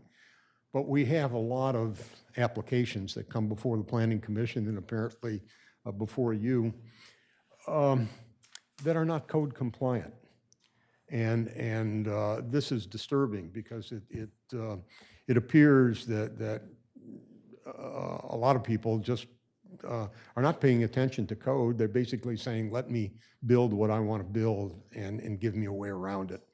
That's partially true for ClearSpace, and it's true for some of the other things that have come before you today. And it's a recurring thing. It's not just ClearSpace, and I don't want to single them out. So it's a little bit troubling. I also want to say that as we indicated in the report, just before our last meeting, which was, I forget what the date was. April 12th. April 12th, thank you, Stan. We had received some new information. Of course, you're always receiving new information. So there was some information related to ClearSpace and the evaluation of its floor area and its compliance or non-compliance with zoning code that came up just before the meeting, which we actually did not have a chance to research and study. So there was a number of issues. In fact, there was one that actually came up today. So these are moving targets. They're very difficult to sort of analyze and give a recommendation to, without looking in total at many things. At your February 4th workshop meeting, I believe it was February 4th, you gave a charge to the Planning Commission, which was to review and recommend whether a performing arts center should be added as a permitted use in the C1 zoning district, and if so, further recommend as appropriate parking requirement for such use. And I think when I reported to you at your subsequent meeting in March, I told you that we would undertake that. We had talked about it for a couple of hours. We would talk about it again, and that we had not made a decision at that point on what our recommendation would be. But even if our decision was not to recommend a performing art center district, that we would try to give you both the pluses, for whatever recommendations we made, we would give you some pluses and minuses as we saw it, and perhaps help you decide, and also perhaps help ClearSpace navigate through this problem. You know that we have recommended not to declare a special zone, partially because we think that theater is already listed. We're not sure that you were aware that theater was listed as a specific identity in the zoning code. It is, and so we didn't really see the need of creating a new thing just to essentially avoid a zoning non-compliance. There were two fundamental non-compliances when ClearSpace came to us, major ones. There may be a few minor ones, but major ones. One was height of the building, which apparently they have been able to solve through redesign. But the second was parking.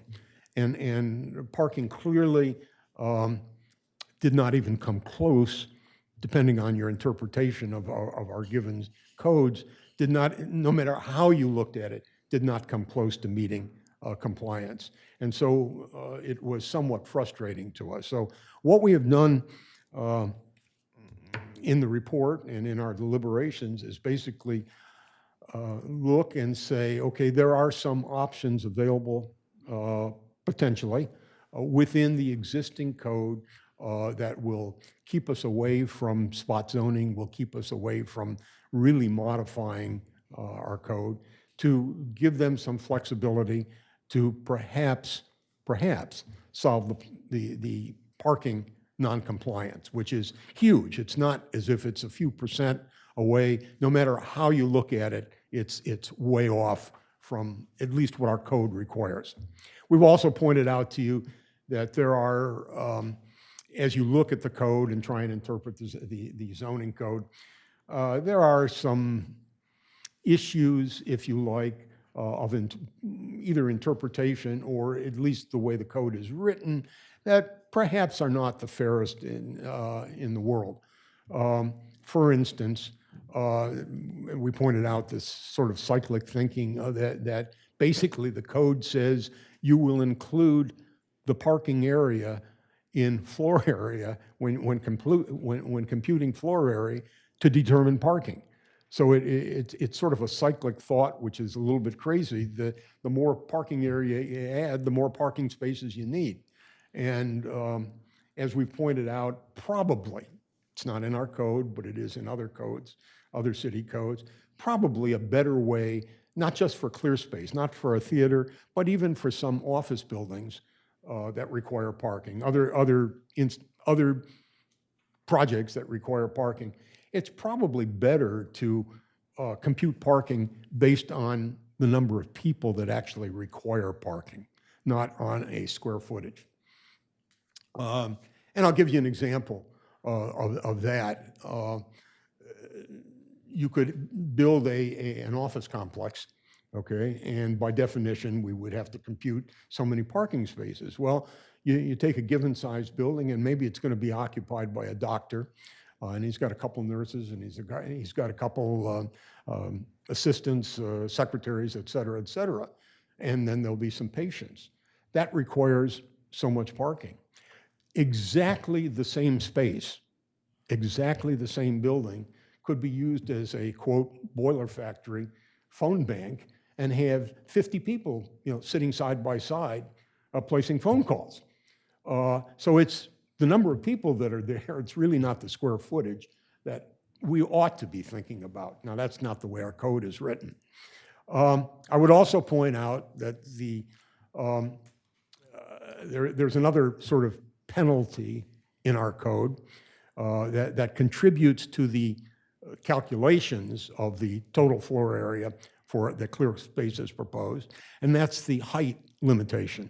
That's the one that basically says if you've got an open space that's above 12 feet in height, you have to compute 2x, okay? That part of the code, we think, was put in many, many years ago to control the bulk and the size, mostly, I think, of residential homes. It was done so that someone couldn't create a cathedral ceiling, if you like, add to the bulk of the house, and then say, gee, I've only got limited floor space down on the first floor, and therefore I can make a bigger house, okay? So when you look at that particular way the code is written, and then you say, okay, let's apply it to clear space, to a theater, well, inherently a theater has high space. It probably shouldn't be penalized in computing the floor area for that high space, or at least not in that way. Now, the downside of that is that if you take away some of those penalties, it allows somebody to build something even bigger. So yeah, bulk is a size. So in the case of the 12-foot height limitation, on the one hand, if you took it away, it would help the parking situation, okay? It would lower the amount of space required, okay? So the parking situation might get a little bigger, but the bulk might get bigger. The building might get bigger.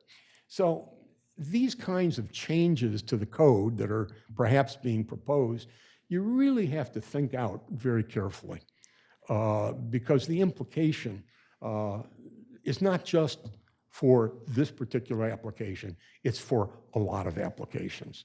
And so you got to be very, very careful, and that's one of the things we're urging you, is very, very careful to change the code specifically for one particular use, because the impact of that on other people coming along might not be what you really want to do. And it really, part of our thinking, and we have some slight disagreement with Glenn on whether this is spot zoning or not spot zoning, or whether the proposed ordinance that's before you is a way to weave around a specific spot zoning. But the reality is that you have to be very, very careful, because once you open this Pandora's box, everybody will come back at you and say, I want relief from doing what I'm prohibited to do. You got to give me a special compensation. And once you open that door, it becomes very, very difficult to have any code, any valid code. So that's our caution to you. The other thing that probably is worth noting, as we pointed out in our report, we have not done a site plan review yet, okay? Site plan review, as I mentioned last month, poses a whole series of questions related to the design, most of which impact or are to get at evaluating how a particular design impacts the surrounding area. Very little of the site plan questions deal specifically with the site per se. They do a little bit, but mostly it's the impact on other people around you, the neighbors, the traffic, services, et cetera, et cetera. We truly believe that the proposed site, as proposed by ClearSpace, has the potential of creating some traffic problems, some bulk problems that we don't know the answers to, quite honestly. And it's because of that that we seriously recommend both a traffic study, traffic impact study, and a parking study. Because, as we learned the last time in talking with Wesley, they may have a show, for instance, a 7 o'clock or a 7:30 show that finishes at 9:30, and hopefully they have 300 people that have been attending, or a high number of people. They're dumping those people out on the street, looking for their cars, walking, et cetera, perhaps crossing Rehoboth Avenue. And at the same time, there may be another 150 people queuing up to get in the 10 o'clock show. These are real problems, especially in that, we think, in that area. We're probably not qualified, none of us are probably qualified to answer the impact of that, but we think that independent studies by people who do this all the time probably could help us a lot understand what is the potential for problems created by this flow of people, and whether there's safety issues involved, et cetera. Now, having said all of that, there's, as we have indicated in the report, there are probably some minor tweaks that we could make to our existing code, along with perhaps a modification to the proposed design that would bring the floor space, the calculated floor space, down to a level that didn't require parking, okay? So before we go ahead and create a new piece of code that specifically is designed to avoid the parking issue, why not try and use what already exists in the code to see if you can satisfy the problem that you have? And in all fairness, ClearSpace has pointed out in their experience at the church, or the ex-church, that they feel that many of the people that attend their shows already are in town. They're there for meals first before they come to a show. They have walked, et cetera. But of course, they don't have any parking requirement there, so they obviously haven't had to park, or at least specifically for ClearSpace. So we don't really know what the impact of that is. And so before you go ahead and change all of the rules, we sort of suggested there may be a way out in using remote lots now, and remote parking availability. There are pluses and minuses to that. There are some remote lots, okay, both private and city-owned, okay? Presumably, now the problem is that the code currently says that if you're going to use a remote lot, you have to be the same ownership as the primary property. That's unlikely to happen for ClearSpace, so we'd have to tweak something in order to make that accommodation. But if we used a public parking, okay, which may be available, we might be able to accommodate that without having to tweak the code, okay? Because I think the rules for public parking that is on our city property might be different. Parking remotely, whether it is by contract or by use of city lots, is problematic, because what you're saying is, can I reserve, am I willing to let ClearSpace reserve spaces? How do I know that someone else doesn't want exactly the same access and say, I want to reserve those spaces for my whatever it is? And so again, it's this Pandora's box that you're opening up that creates some potential problems. It would be a lot better if you didn't have to use remote parking. Okay, so that's sort of where we are. Some of the issues that have come up put apparently, and Dom might be able to comment a little bit more on this, but sort of push ClearSpace over the 15,000 square foot limit. 15,000 square foot would get them, below that would get them to a place where they didn't have required parking based on the code. Really, we've been sort of in this sketch process. We really don't have adequate drawings, or at least I understand from Dom, that we've made attempts at figuring out what the square footage is, but you really need better drawings in order to nail those things down completely. So one of the problems is you've asked us to make this recommendation. You've sort of geared up to make this sidestep around the problem without having really gone through the site plan review. We don't think that's right. Because there are other things that may impact the size of this building, and which may cure some of the problems or may not cure some of the problems, or may bring up other problems that are insurmountable. So we really think that we ought to go through the process of the site plan review and then figure out whether we still have a problem or not. So that's sort of where we are.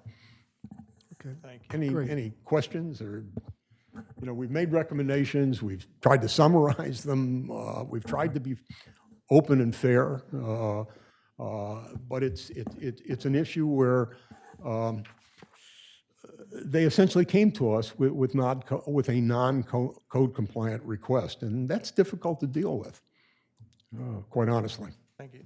Thank you, David. Thank you very much, David, and thank you to the whole planning commission. And I spent that day, and I know you guys spent 5 or 6 hours that day in that meeting, and I appreciate all the things you were looking at to tweak it in one way or the other. So I really appreciate the fact that you guys were trying to find something to squeeze it out of that, Okay. and we appreciate We can give further details if you want. Great, thank you. Any other questions? No. I was just going to move, I know Mark wanted to say something briefly about the parking committee. So, and then I'm going to ask Wesley or somebody from ClearSpace to speak for a couple minutes, if you'd like, and then we'll go into our discussion. I was originally going to say good afternoon, but I guess it's good evening now, so good evening, Commissioners. As you know, you folks have charged us, the Parking Advisory Committee, with keeping an eye on parking in this city and advising you when we have something that we feel that is important to the city and the parking situation. And in that light, the Parking Committee has met on April 22nd, and we took a vote, and unanimously, we would like to advise the Board of Commissioners respectfully to not make any zoning change or any other parking concessions to ClearSpace or to any other entity who may request that you make changes to the zoning that would result in a reduction of any parking spaces whatsoever. We simply believe that each new project considered here in Rehoboth Beach should add to the parking solution, not add to the parking problem. With that in mind, I remind you that the committee is made up of stakeholders, if you will, from throughout the community. The members of our committee are Linda Kaufman, who couldn't be here tonight, our chairman, Randy Mason, Trey Cross, Jess Belchinger, and myself, Mark Saunders. And that's all. Thank you very much. Mark, would you please send that statement to Ann so she can distribute it to us? I'd be happy to. In writing. Thank you I very will much. see if she gets it. Thank you. That's great. Thank Thanks, you. Mark. Would you like to say anything, Wesley, or you want us to just go into discussion? I'd like to reserve some time for later. Yep, that's great. Go ahead. I want to start off with some housekeeping, I call it housekeeping stuff. And first I wanted to just address David Mellon's note of more and more applicants bringing in non-code compliant thing. And I'm going to ask this question. I don't want an answer today, but is what are we doing wrong or what are we doing to encourage this? You know, and to me that needs to be answered because are they walking all over us? Are we encouraging them to do this? Is the Board of Adjustment going too far? I don't know, but those are all things on the back of my mind. The other thing I like to say is that there's been a lot of questioning about who's been meeting with ClearSpace and everything, and I just think it's appropriate to let you know that I have not been meeting with ClearSpace, and yet I don't know that that's a problem or not until we get 7 of us up here meeting with ClearSpace. I think then that maybe crosses the line, but I just wanted you to know, and I wanted my colleagues to know too. The other thing is I wanted to know who directed Glenn to write this ordinance. We have an ordinance in front of us we haven't really started talking about yet, and we need to clarify it. But again, I'd like to know who directed Glenn to write this ordinance because it didn't come from any discussion up here. And the mayor can answer that. I don't know who. Sure. We haven't really even introduced the ordinance at this point, and we will do that later to the extent you all want to go forward with it. But that ordinance is the result of after the Planning Commission had met to put together its recommendation, myself, the city manager, I think that was it from the city side, met with the director of the board and Mr. Paulson, the executive director of ClearSpace, to consider some of the comments made by the Planning Commission and what they thought or what we thought was an option that might be an option for the commissioners. And actually, I take that back. The ordinance was actually drafted before the Planning Commission met. I sent the ordinance to it was based on that meeting that we had with ClearSpace. I sent the ordinance to the chairman of the Planning Commission as an option for the Planning Commission to consider. The ordinance was never distributed to the Planning Commission, so they didn't consider the ordinance. So, well, I just want to express that the April 1st date has caused a lot of consternation among some on the Planning Commission, even that kind of seemed to make a mockery out of their last meeting because this wasn't distributed to them at that time, but it seemed to come out of nowhere. And I tell you, I'm furious inside that this board isn't the one creating this thing. You know, we seem to be getting away from this process that allows the Board of Commissioners to talk about this with the public and then choose to go forward with something. You ever been to Ocean City and see how they conduct meetings down there, Ocean City, Maryland?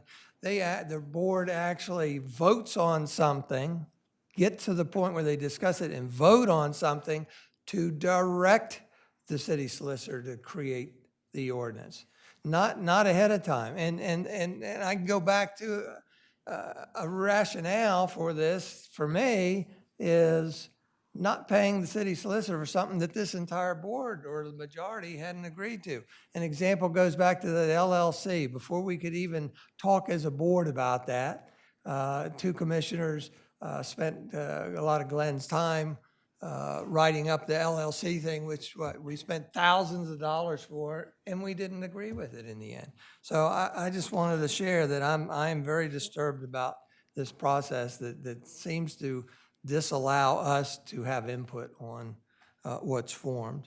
I've got some more. Did you want to interject? I just wanted some clarification.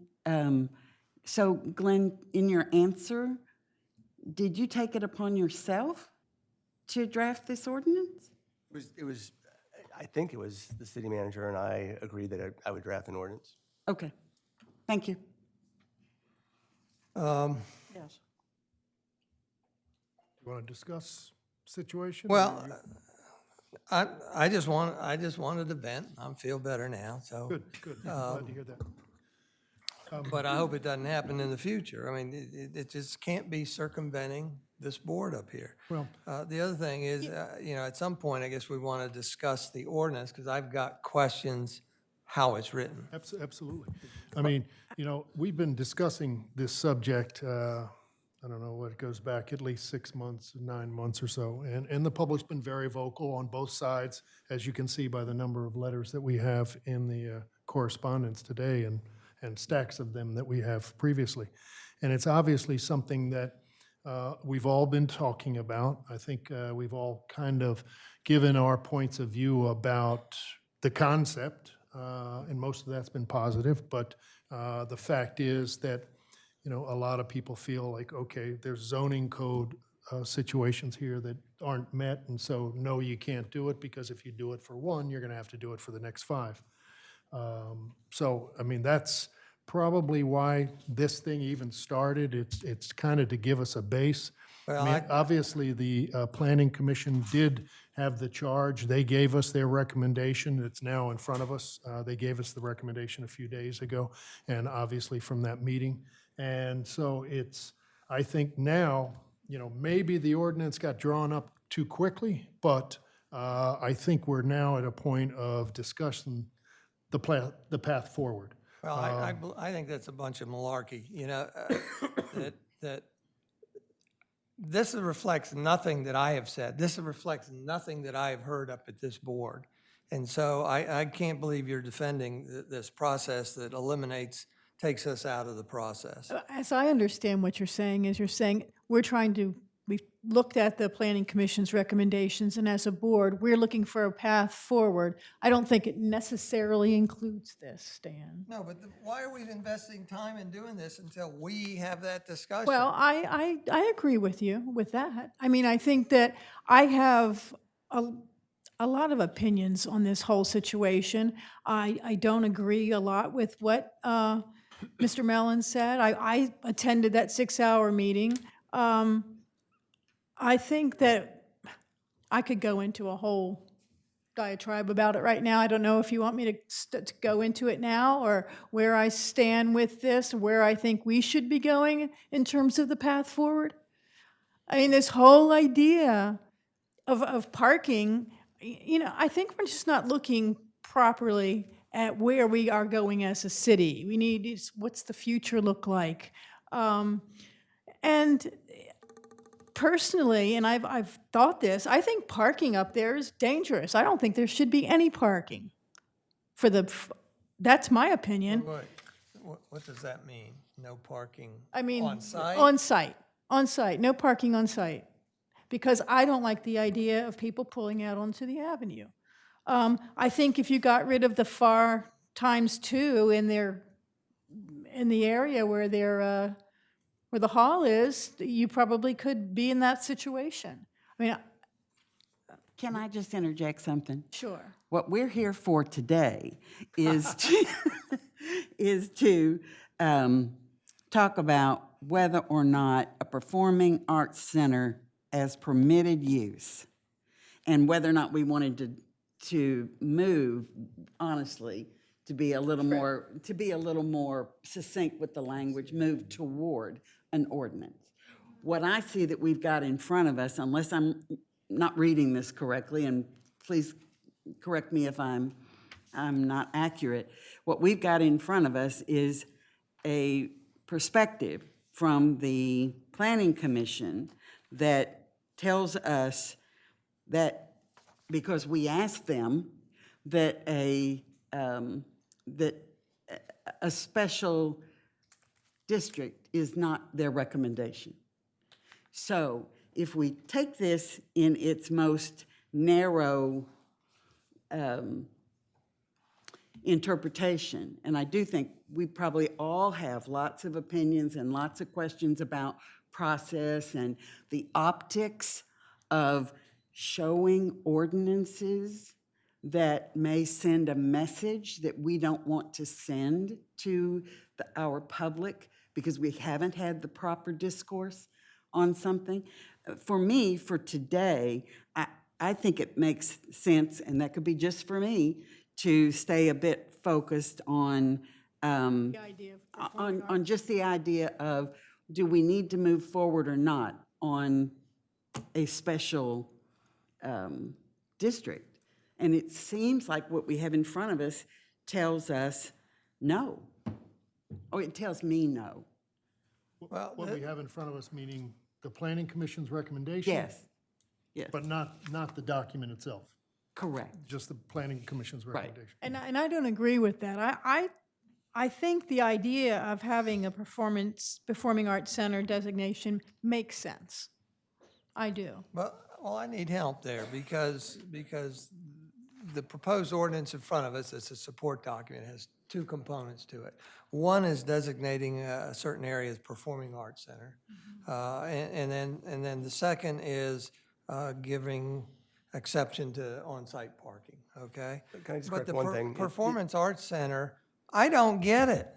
What does it mean? Are there different FAR requirements? Are there different setback requirements? Are there different, it doesn't explain it. And No, everybody keeps using the term a performing arts district. There is no new zoning district created under this ordinance nor proposed under this ordinance. It is simply an additional use that would be permitted in the commercial districts. So just as now restaurants are permitted in the commercial districts, a performing arts center would be permitted in the commercial districts.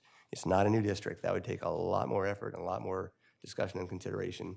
It's creating a new use within the commercial districts, the use of performing arts center. Performing arts center, the definition would be a building used for the presentation of live theater, music, dance, and film, and related education programs and supporting activities. That's a definition, obviously, that the commissioners could change, revise, whatever you think would be appropriate, but that is a starting spot for what the definition of a performing arts center would So be. Glenn, I'm lost now, because how is that different from a theater? I think a theater is probably broader. I think probably a theater would get approved as a movie theater, and if you wanted to then do, or some sort of theater, and if you wanted to do performing arts within it, you couldn't do it under the definition of theater. You'd have to be a performing arts center. Where did you get that explanation? Did you just pull that Pretty much. out of? Pretty much. I mean, well, I'll just say I don't get that, because a theater to me is a theater. Theaters can have different uses. You probably would not need to create a new definition of performing arts theater. You probably could use theater. Yeah. I think theater could mean many, many, many things. This probably narrows it down a little bit. So if you're approved as a performing arts theater, there's probably certain things you could do that you couldn't do in other sorts of theaters. Or you could not do things that maybe other theaters would permit. But I don't think you probably don't have to have that definition.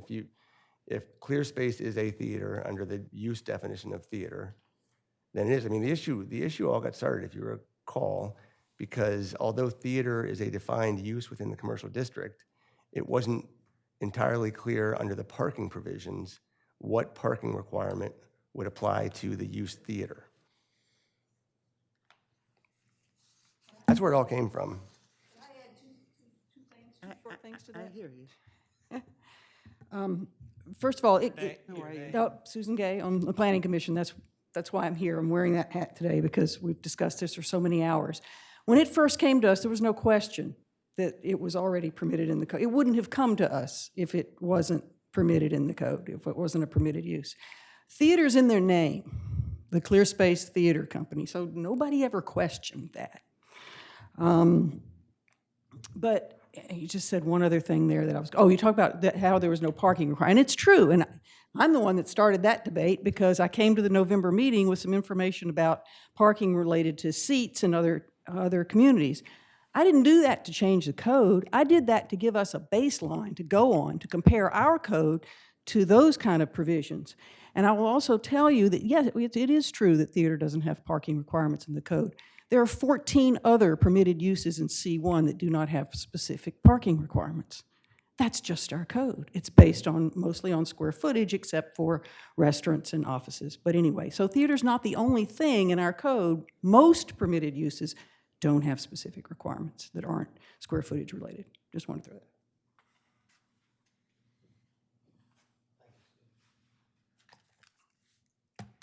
Well, we've got an ordinance suggested, and on the agenda, it says, consider amending the city code. And we've heard from the Planning Commission their point of view and their recommendation, which is not to change the code. We did, as I mentioned before, they did mention some tweaks, but I don't think anything close to what is proposed in this ordinance. We can stop the discussion here and then bring it back in the next meeting and talk about the project itself, because I think that's what we need to do up here, because we've heard a tremendous amount from the public, and we know where the public is, both sides of the aisle. And so it's really what we as commissioners want to focus on. As Pat said before, there's some projects coming up that are very exciting projects for the city. And, where are we going? The issue of parking, we've got a parking situation. That's never going to change. I don't see that ever happening. We don't have space in town to put, a lot of garage space where they have in other coastal towns. So we have our streets. Is there parking on our streets? Absolutely. Is there parking on July 4th? Absolutely. And is there parking every place you want to park, in front of your shop or in front of the restaurant you want to go or in front of your house? Sometimes, sometimes not. And I think we all go through that. I think one of the Planning Commission members were very exact in what he said the other day. Is he lives 2 or 3 blocks off Rehoboth Avenue, and during the summer, he just can't park in front of his house. And he accepts that. And I'm not saying that everybody does, because I know plenty of my neighbors that don't. But I look at this as, is there a parking issue in Rehoboth? Yes. Is this project going to increase the parking needs in Rehoboth? For an hour or two, for 3 hours, on plenty of times that, place on Rehoboth Avenue or Grove Street or Canal Street or Henlopen or Columbia are empty. And so it really comes down to, what's the issue of this project relative? Okay, the big thing is parking. Okay, let's set that aside and let's talk about the project itself and, where we want to be as we go forward. But that's not on the agenda.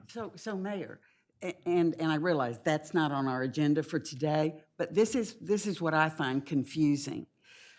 If the site plan review is in the purview of the Planning Commission, then help me logically digest, how is it helpful for 7 commissioners to have competing conversations that it makes me feel like on occasion we gum up the works? Oh, no question.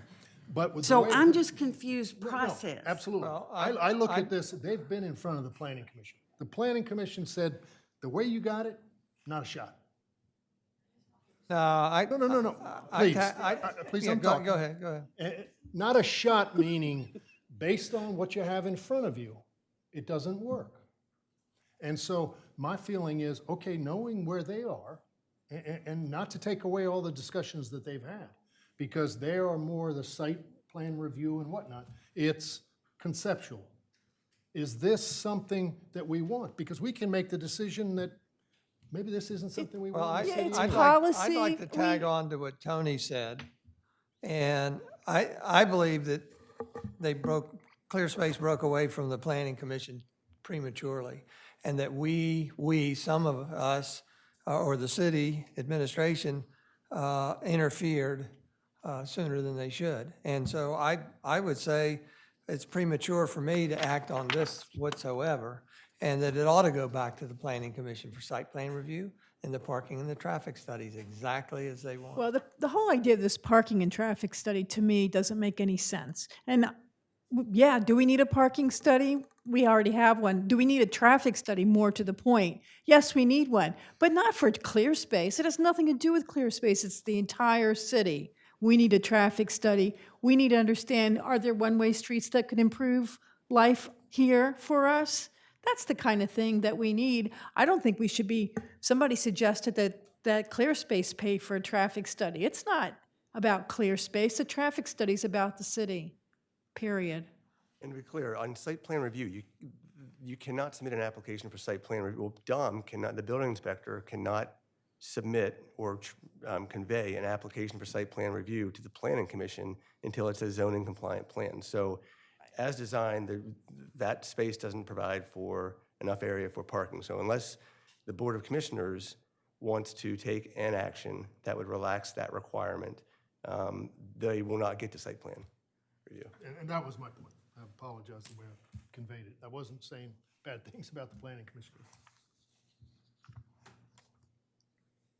You had something? So the Well, point no, is, I wanted to, you've sort of corrected yourself.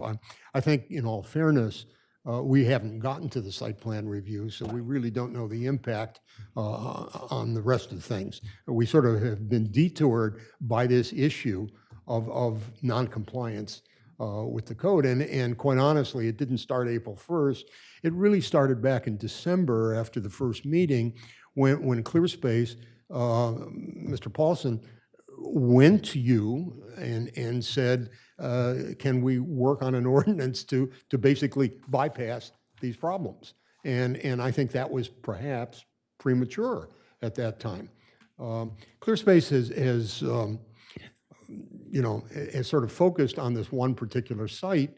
We've raised the question of, are there other sites that perhaps are more suitable?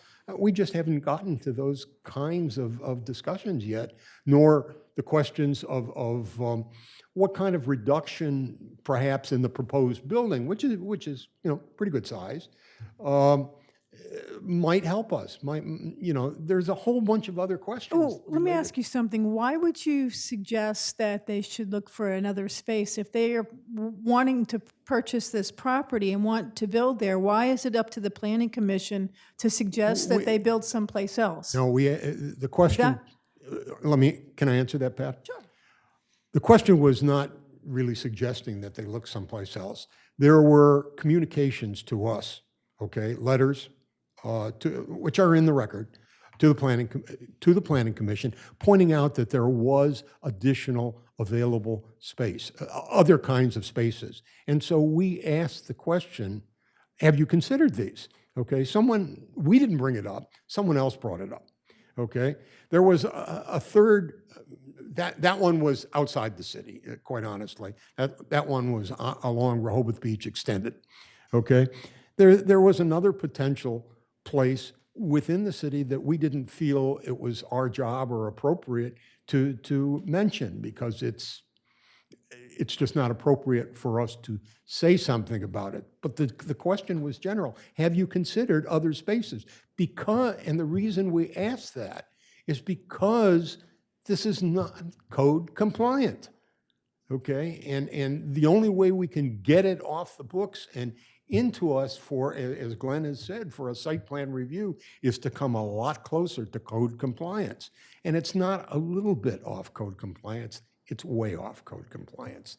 If it was a few spaces, if it was even 10%, we'd say, let's bring it forth, let's talk, because there's all kinds of other things. But this is way off, okay? This is 28 proposed spaces versus, depending on how you calculate it, a minimum between 60 required and 120 required. That's a bunch, okay? And so we had to ask that question. Have you considered, just as we asked the question, is there any opportunity to buy the adjacent lot? Okay, because there is another lot there. And that, I think Wesley pointed out to us that one time they attempted to negotiate or talk about it. I think he told us that, and that it was no longer available. We have to ask those kinds of questions.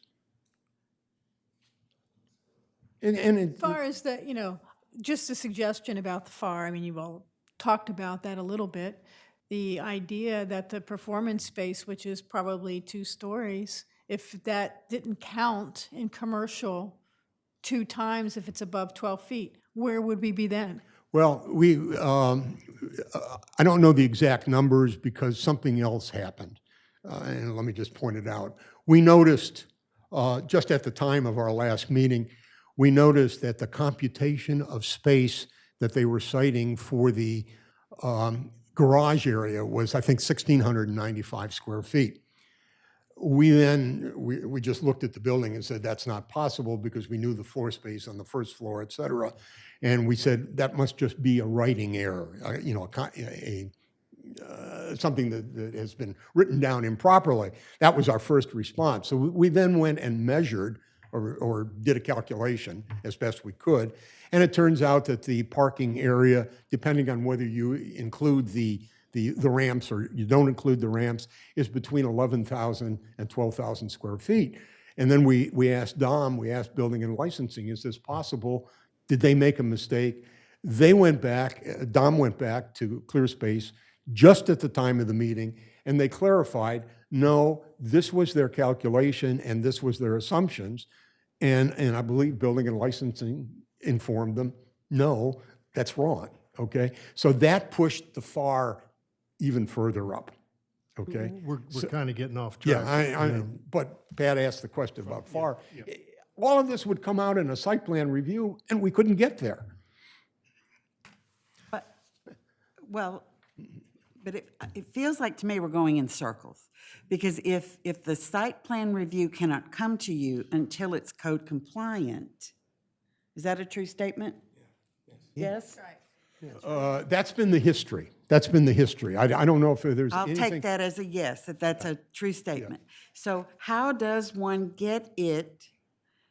Because I want to be the first to say, and I think I speak for maybe many people, we want clear space.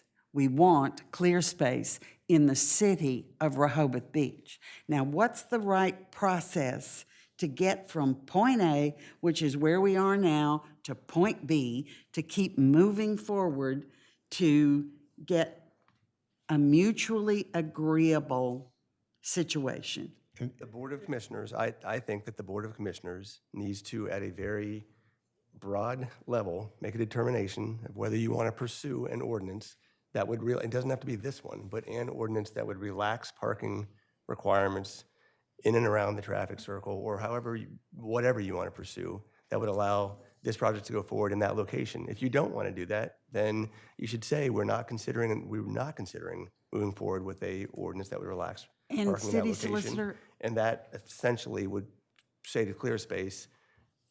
No, Glenn, if I might just add to that, though, in answering Tony's question, is we gave you some options within this document that is a road to perhaps get us there without changing the parking requirements that by code. Okay, off-site parking, perhaps some reduction. We offered you a possible pathway. Well, based on your answer and our document, do we have to have a different discussion about parking in this particular area of town before we can even, I think we do. you know where I'm trying to go? No, Pat? I agree too. It feels like it's a different discussion. It's a different. And that's what I'm saying. We can put this aside today, close the agenda because it's talking about this amendment, and then we can put on the next meeting discussion of parking in that area. That would be my vote. You have to figure something out for the agenda, how to write it. I can do that. I don't know as a matter of, I know there are some timing considerations. I don't know if ClearSpace wants to speak at all today or not. And before we get to that, Obviously, it's your discretion. you know, as I look back from the standpoint of when this started, there were always two things that stood out to take them to the next level, whether it was the site plan or whatever. It was the height of the building, the plans, and the parking. And the height's been taken care of. And so, and the height was taken care of because they redrew their drawings and figured out how not to have that elevator in there. And so it comes down to the parking. We asked for a recommendation on the parking, and the Planning Commission took a lot of time and effort to give us a variety of different things on the parking, but I don't know that it's close to what we have on this piece of paper. So what we need to do is, this group, we've heard from the public on both sides, this group needs to discuss the facts of, okay, we've all talked about, as Tony just mentioned, that clear space would be good for the town. Now, how do we look at the parking issue there? And how do we look at the parking issue everywhere? I mean, if you really think about it, think about all the businesses in town and who's required to have parking. You know, and this type of business doesn't really exist in town except for up at the church. And so they've already got examples of how parking works there. But I don't want to get any further because it's off topic. So I would suggest that we close out this subject and put it on for further discussion as we move forward. Parking issue relative to, So it should be on our workshop. yeah, on the workshop. Yeah. Consider parking issues for Alternatives, for discuss. close to the circle. I don't know. I'll come up with some language. You can come up with some language if you wouldn't mind.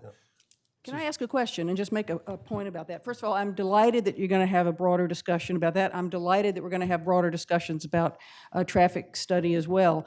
I will say this, that the reason, and several of the other planning commission members mentioned a traffic study for this project is simply because it is near the traffic circle and because that particular problem is central to this project. That's why it came up. Not that there isn't one needed broadly, but that's why it came up. But the other thing, and this was very much important part of our finally coming to that recommendation that day, is we wanted to give some direction for ClearSpace to move forward. Therefore, we were basically saying, because they can't do anything without an answer. And while that's what they say, they don't want to move to the next step of our site plan review without an answer. This is very much a catch-22. There are other elements that may solve this parking problem. There are things we haven't even gotten into yet, as David mentioned. We can't possibly know the end number of the amount of parking they're going to need without correcting all of the errors, without bringing all this stuff back, and without going through the whole site plan review.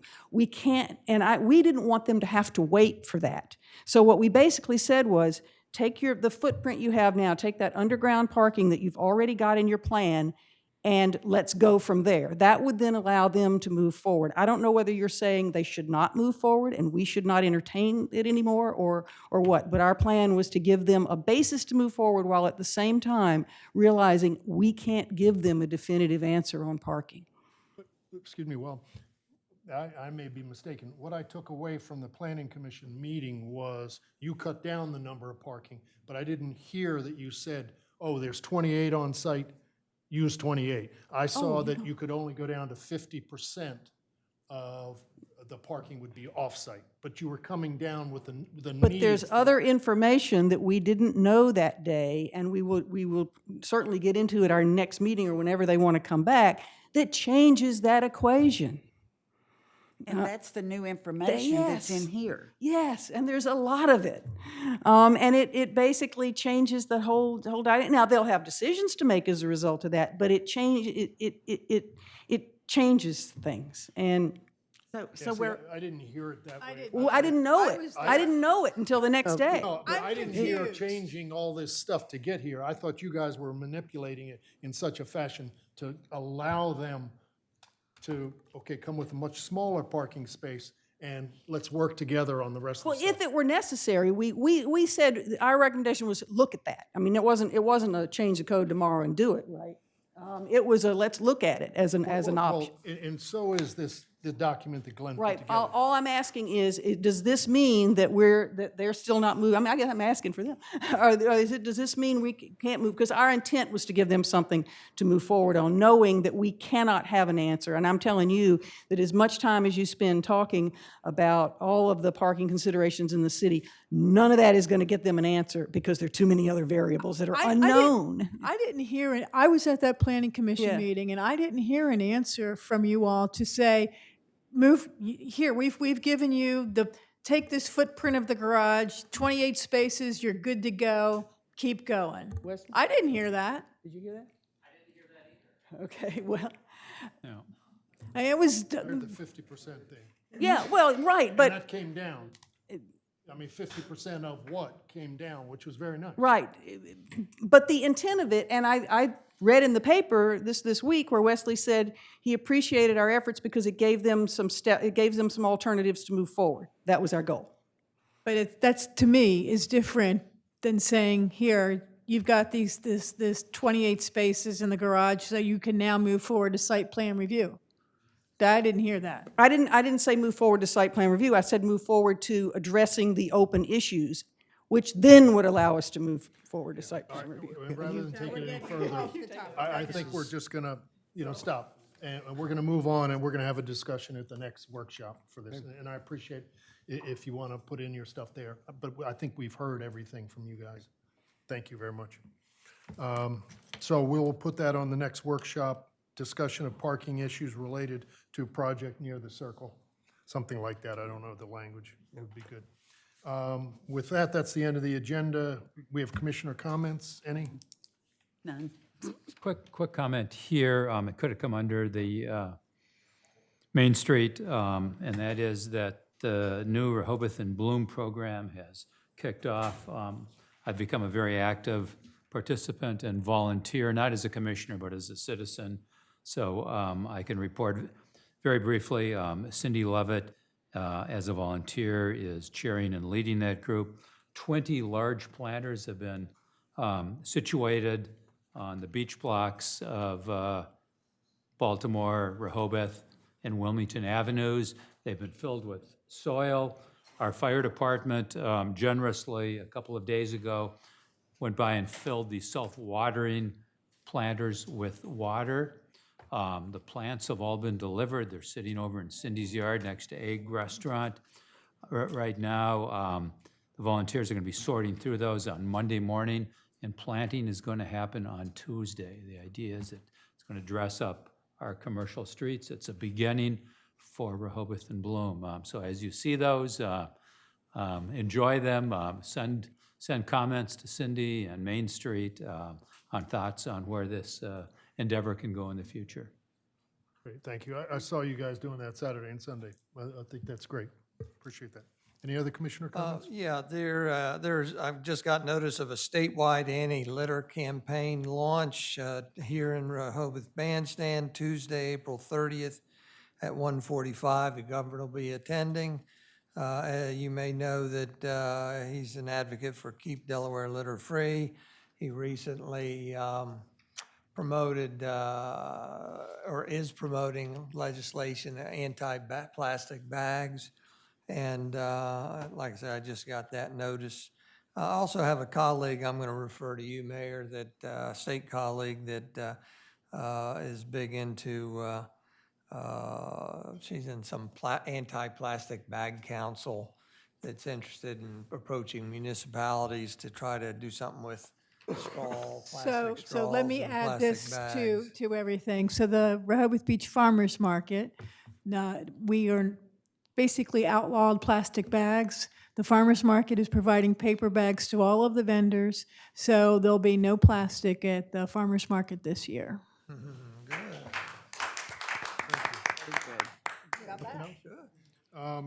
Down to future meeting dates, just a reminder, May 6th is our workshop at 9 o'clock. We're going to have a special meeting before that for those couple votes, and we'll send something out on that. And then May 17th is our regular meeting at 3 p.m. And at this point, we have citizen comment. If anybody in the crowd would like to stand up, please, 3 minutes and your name. I'm Donna Mabry. I live at 221 Hickman Street. I just want to comment on the last topic that you ended with and didn't provide public comment at that point on spot zoning and a new ordinance specifically for clear space. And what I see listening to this today is that you've had an applicant who's provided the city proposing a building that doesn't meet code at all. They can read, but they obviously made a choice not to even try to get close to code. And so they're putting that in the city, and now I see the city turning itself inside out and jumping and subverting all your own processes to respond to that applicant. And that's just the tail wagging the dog. And it shows, and the question you asked, why are people doing this? It's sort of like there's no respect for the code.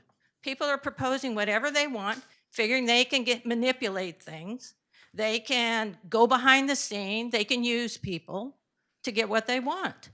And so our code is being subverted to the point of having spot zoning proposed, which didn't even go through the commissioner's normal process. So it was a shock to the public to see that, because I had heard the rumor about spot zoning, but I had never seen it on your agenda. I thought you would talk about it before you'd actually do an ordinance, but all of a sudden an ordinance pops up. So I mean, really, you don't be subverting things. Just stand with the code and respect the code. And the other thing I have about clear space I don't understand is that I understand their current theater is 5,000 square feet, okay? And the new proposed building is 25,000 square feet. Now, and that's what's creating the parking problem. I don't understand what they're going to do 5 times bigger. I mean, they want to expand their seating by 50%, but what else are they going to be doing in that building that size? Are other uses proposed? So, I mean, can't they do what they want in a smaller space, and that helps address the problems? But I just don't subvert things. Thank you, Donna. And somebody else. Was it you, Jay? Go on, please. I'm Jay Legree from Prospect Street, and speaking at 6:05, I feel like the skunk at the garden party. Last meeting, I accused Representative Schwarzkopf of blocking our hotel lodging tax. And I did that because I had read this, Chris? I did that because I had read Chris's article on the 22 March in the Cape Gazette. And evidently, you folks complied. I asked you to write Representative Schwarzkopf, and it seems to have worked. He called me and said he was by no means blocking our hotel tax. There were time delays, and he got a new knee, and there were a bunch of things that stretched the time out. And I reminded him that I read the article, and he said all these things that he was against. But the outcome is that he's not blocking it. He'll help us. And I talked to the mayor, and the mayor said, we've been doing all these things. We got the hotel people involved, and so things are going well. And I want to take it back and take back what I said about Representative Schwarzkopf.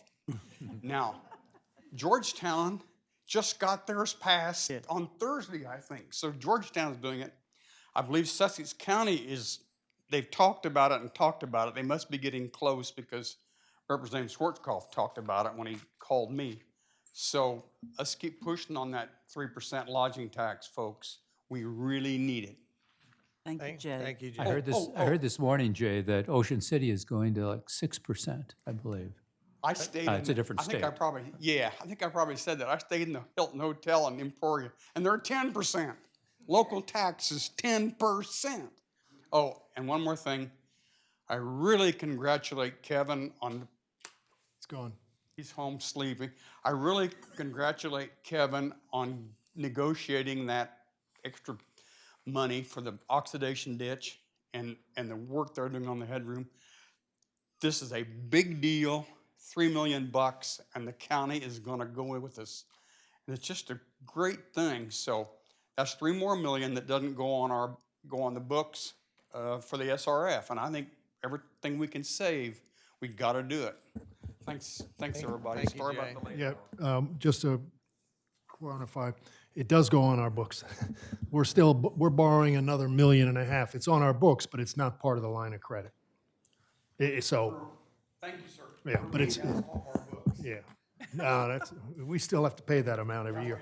And the other thing for the accommodations tax, that is in front of Senator Lopez and Representative Schwarzkopf, and they've given me the good feeling that it'll get done before June 30th. It'll be, the document will be passed, and hopefully we put it into effect in January. Paul, But we have to discuss that. I'm sorry. Yes, go ahead, please. Could I make just one last statement? Hopefully this will help maybe Pat and others of you as you debate this issue. First of all, I would urge you on the number 28, if you like, the 28 parking spaces.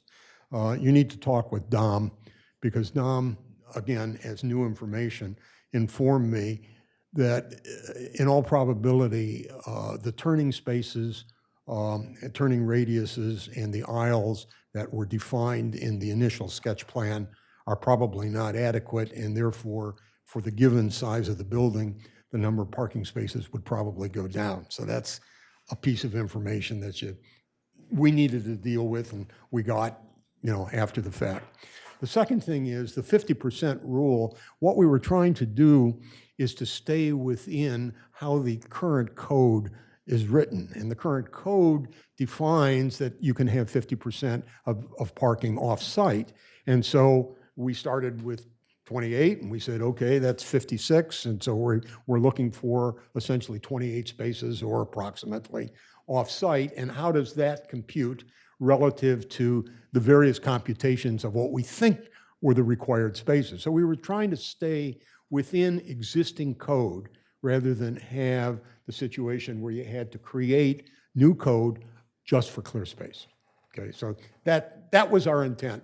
And whether we conveyed that adequately or not to clear space in terms of going forward, it is what it is, okay? But our intention was to try and create, at least with this document, a situation where they could go forward in some way, and we could get off dead center. Thank you, David. Mark had something to say. Mark Betchko, 98 Sussex Street. I'm sure you're aware of it.